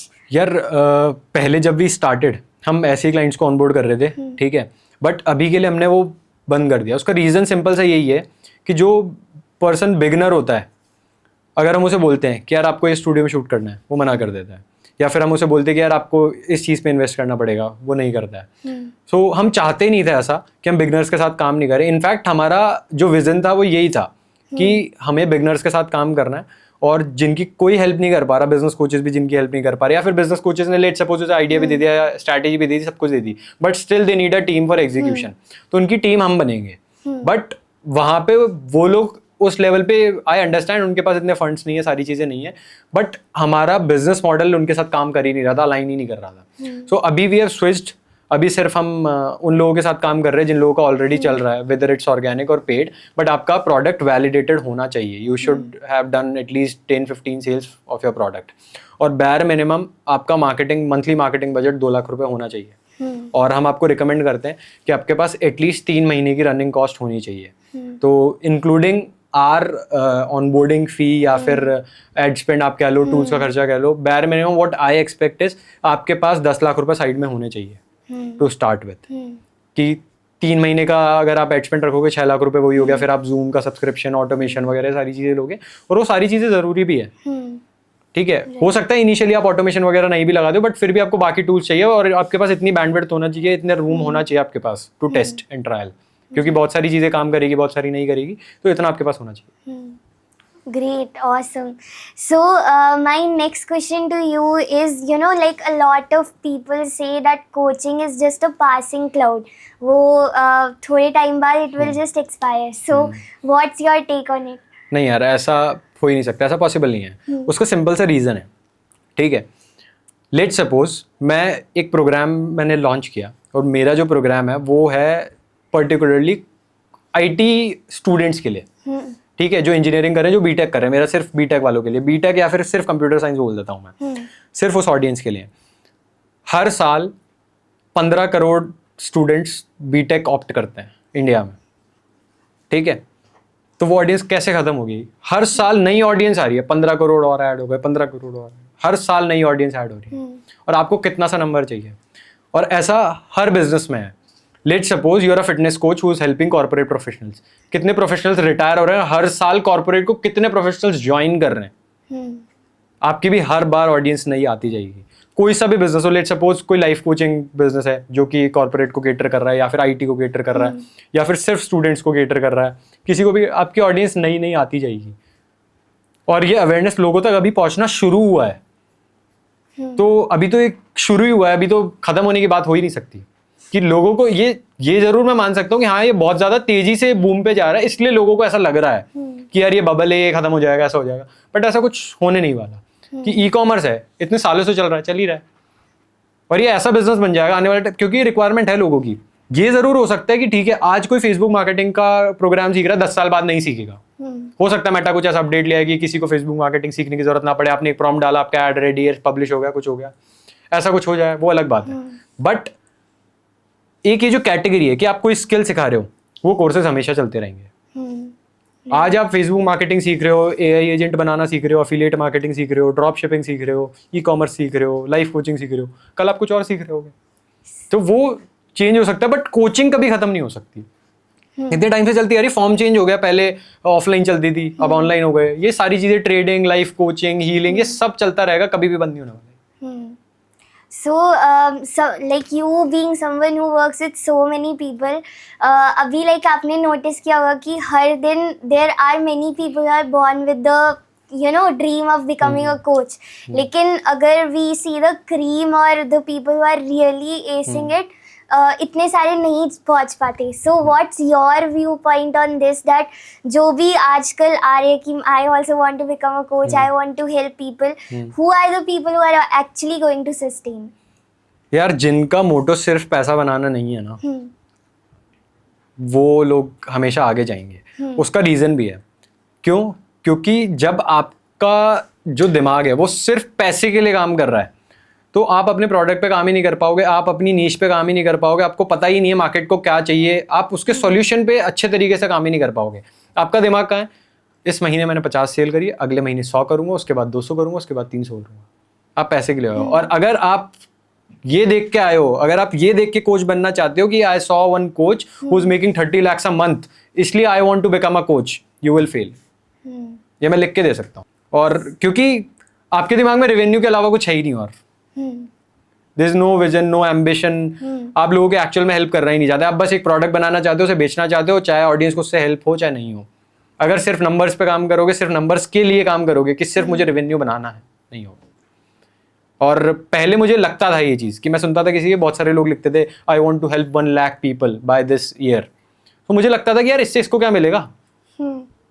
But वो बहुत ज़्यादा ज़रूरी है। Revenue is a by product. Revenue आपके पास automatically आएगा, आप किसी रियल प्रॉब्लम को सॉल्व करो, ऑटोमेटिकली आएगा। आप चाहे एजेंसी ओनर हो, चाहे आप लाइफ कोच हो, या फिर आप कोई और प्रोग्राम सिखा रहे हो, कोई स्किल सिखा रहे हो, आप किसी के लिए भी कोई प्रॉब्लम सॉल्व करो, आपके पास ऑटोमेटिकली रेवेन्यू आएगा। Exactly. So, what's your take on the importance of having a mentor or a accountability partner? यार ये बहुत ज़्यादा ज़रूरी है। अगर आपके पास कोई अकाउंटेबिलिटी पार्टनर या मेंटर नहीं है ना, सो यार वहाँ पे चीज़ें ऐसी हो जाती है कि बहुत सारी चीज़ें ऐसी होंगी। अगर मेरे पास कोई मेंटोर नहीं है, लेट्स सपोज मैं कुछ अजम्पशन लगाऊंगा, यार ये तो काम करेगा ही नहीं, और वो मैं इंप्लीमेंट भी नहीं करूँगा, ठीक है, वहाँ पे भी मेरा लॉस होगा। दूसरी चीज़, जब आपके ऊपर कोई आपको सिखाने वाला होता है, जिन्होंने ऑलरेडी कर लिया है, तो आपके लिए रास्ता आसान हो जाता है, क्योंकि वो सेम चीज़ को उन्होंने फॉलो किया है, तो आपके लिए वो ईजी हो जाती है। जैसे मैं बता रहा था कि यार मैं बहुत टाइम तक मैंने किसी को चूज़ नहीं किया था एज अ मेंटोर। मुझे बहुत सारी प्रॉब्लम्स आती रही, मैं नहीं कर पाया, एजेंसी को भी स्केल नहीं कर पाया, क्लाइंट्स को भी रिजल्ट नहीं दिलवा पाया। जब हमने किसी को चूज़ किया कि हाँ ठीक है, they have done it, let's enrol किया। अभी हमने रिसेंटली एक प्रोग्राम एनरोल किया था, 5 लाख रुपए का उनका प्रोग्राम था, 3 महीने का 1-to-1 मेंटोरशिप थी, तो हमने वो इसीलिए एनरोल किया। और आने वाले टाइम में भी यार मैं खुद भी अभी भी मैं यही मानता हूँ कि आने वाले 5-10 साल तक मैं एनरोल करता रहूँगा इवेंट्स के लिए, प्रोग्राम्स के लिए, मास्टरमाइंड्स के लिए, क्योंकि मुझे पता है यार ये जो बिजनेस है बहुत जल्दी जल्दी अपडेट होता है, तो आपको अपडेटेड रहना पड़ेगा। You need to learn daily, तो आप अब डेली सीखोगे, डेली काम। So, because you said about events and masterminds, what is the importance of events and masterminds for any of the person here who does not know about it? यार देखो मैं आपको ये चीज़ बताता हूँ, बहुत सारे लोग ये भी होते हैं कि यार अब हमने कोर्स में एनरोल कर लिया, मैंने ये देख लिया, मैंने वो सीख लिया, यूट्यूब पे ये देखा, इतना महंगा कोर्स लिया, ये लिया। Yes. यार सीखने के लिए एक्चुअल में आपको बाहर निकलना ही पड़ेगा। और सिर्फ जो प्रोग्राम में है वो सिर्फ इतना सा है।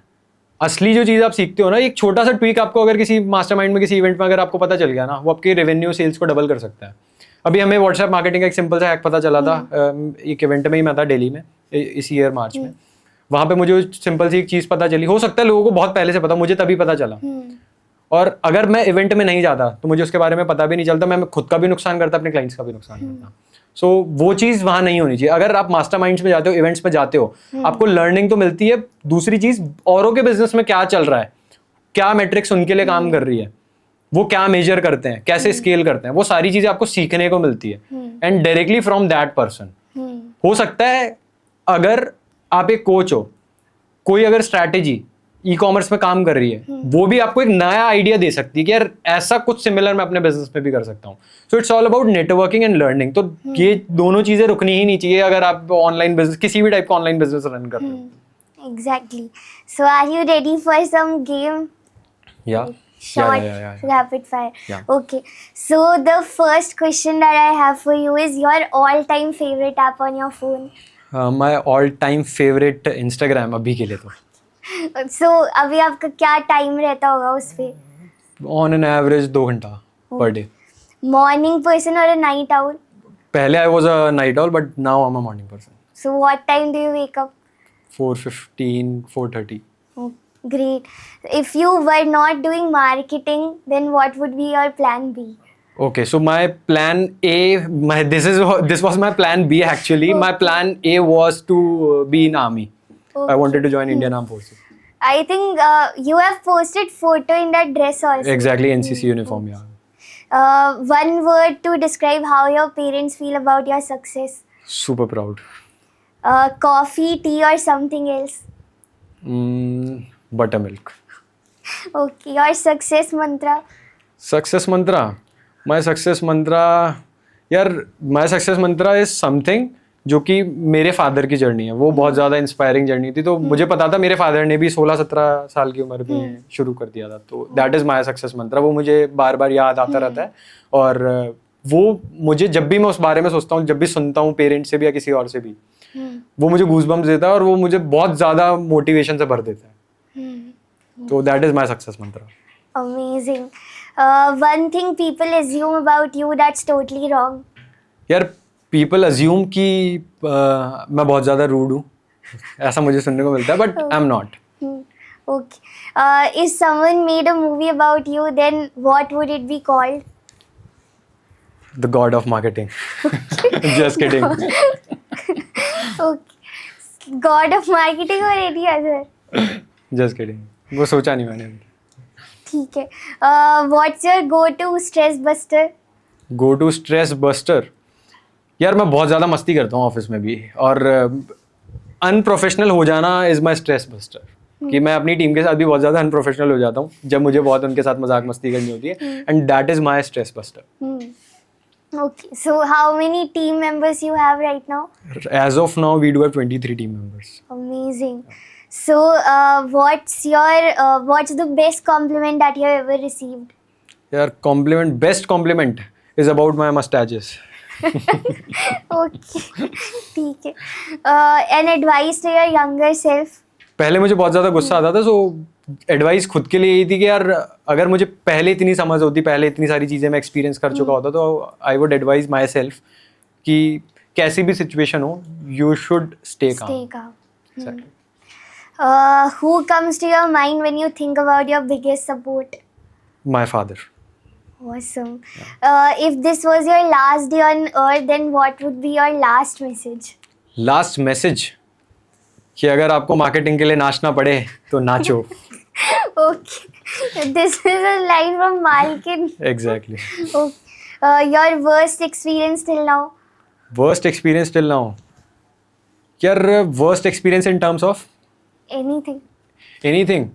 वर्स्ट एक्सपीरियंस तो यार मेरे एक बार दिल्ली मेट्रो में रहा था, बस उसके अलावा कोई बाकी You want experiences to expand it? नहीं यार। I support Delhi government, so I don't want to. Okay. A failure that you are really proud of?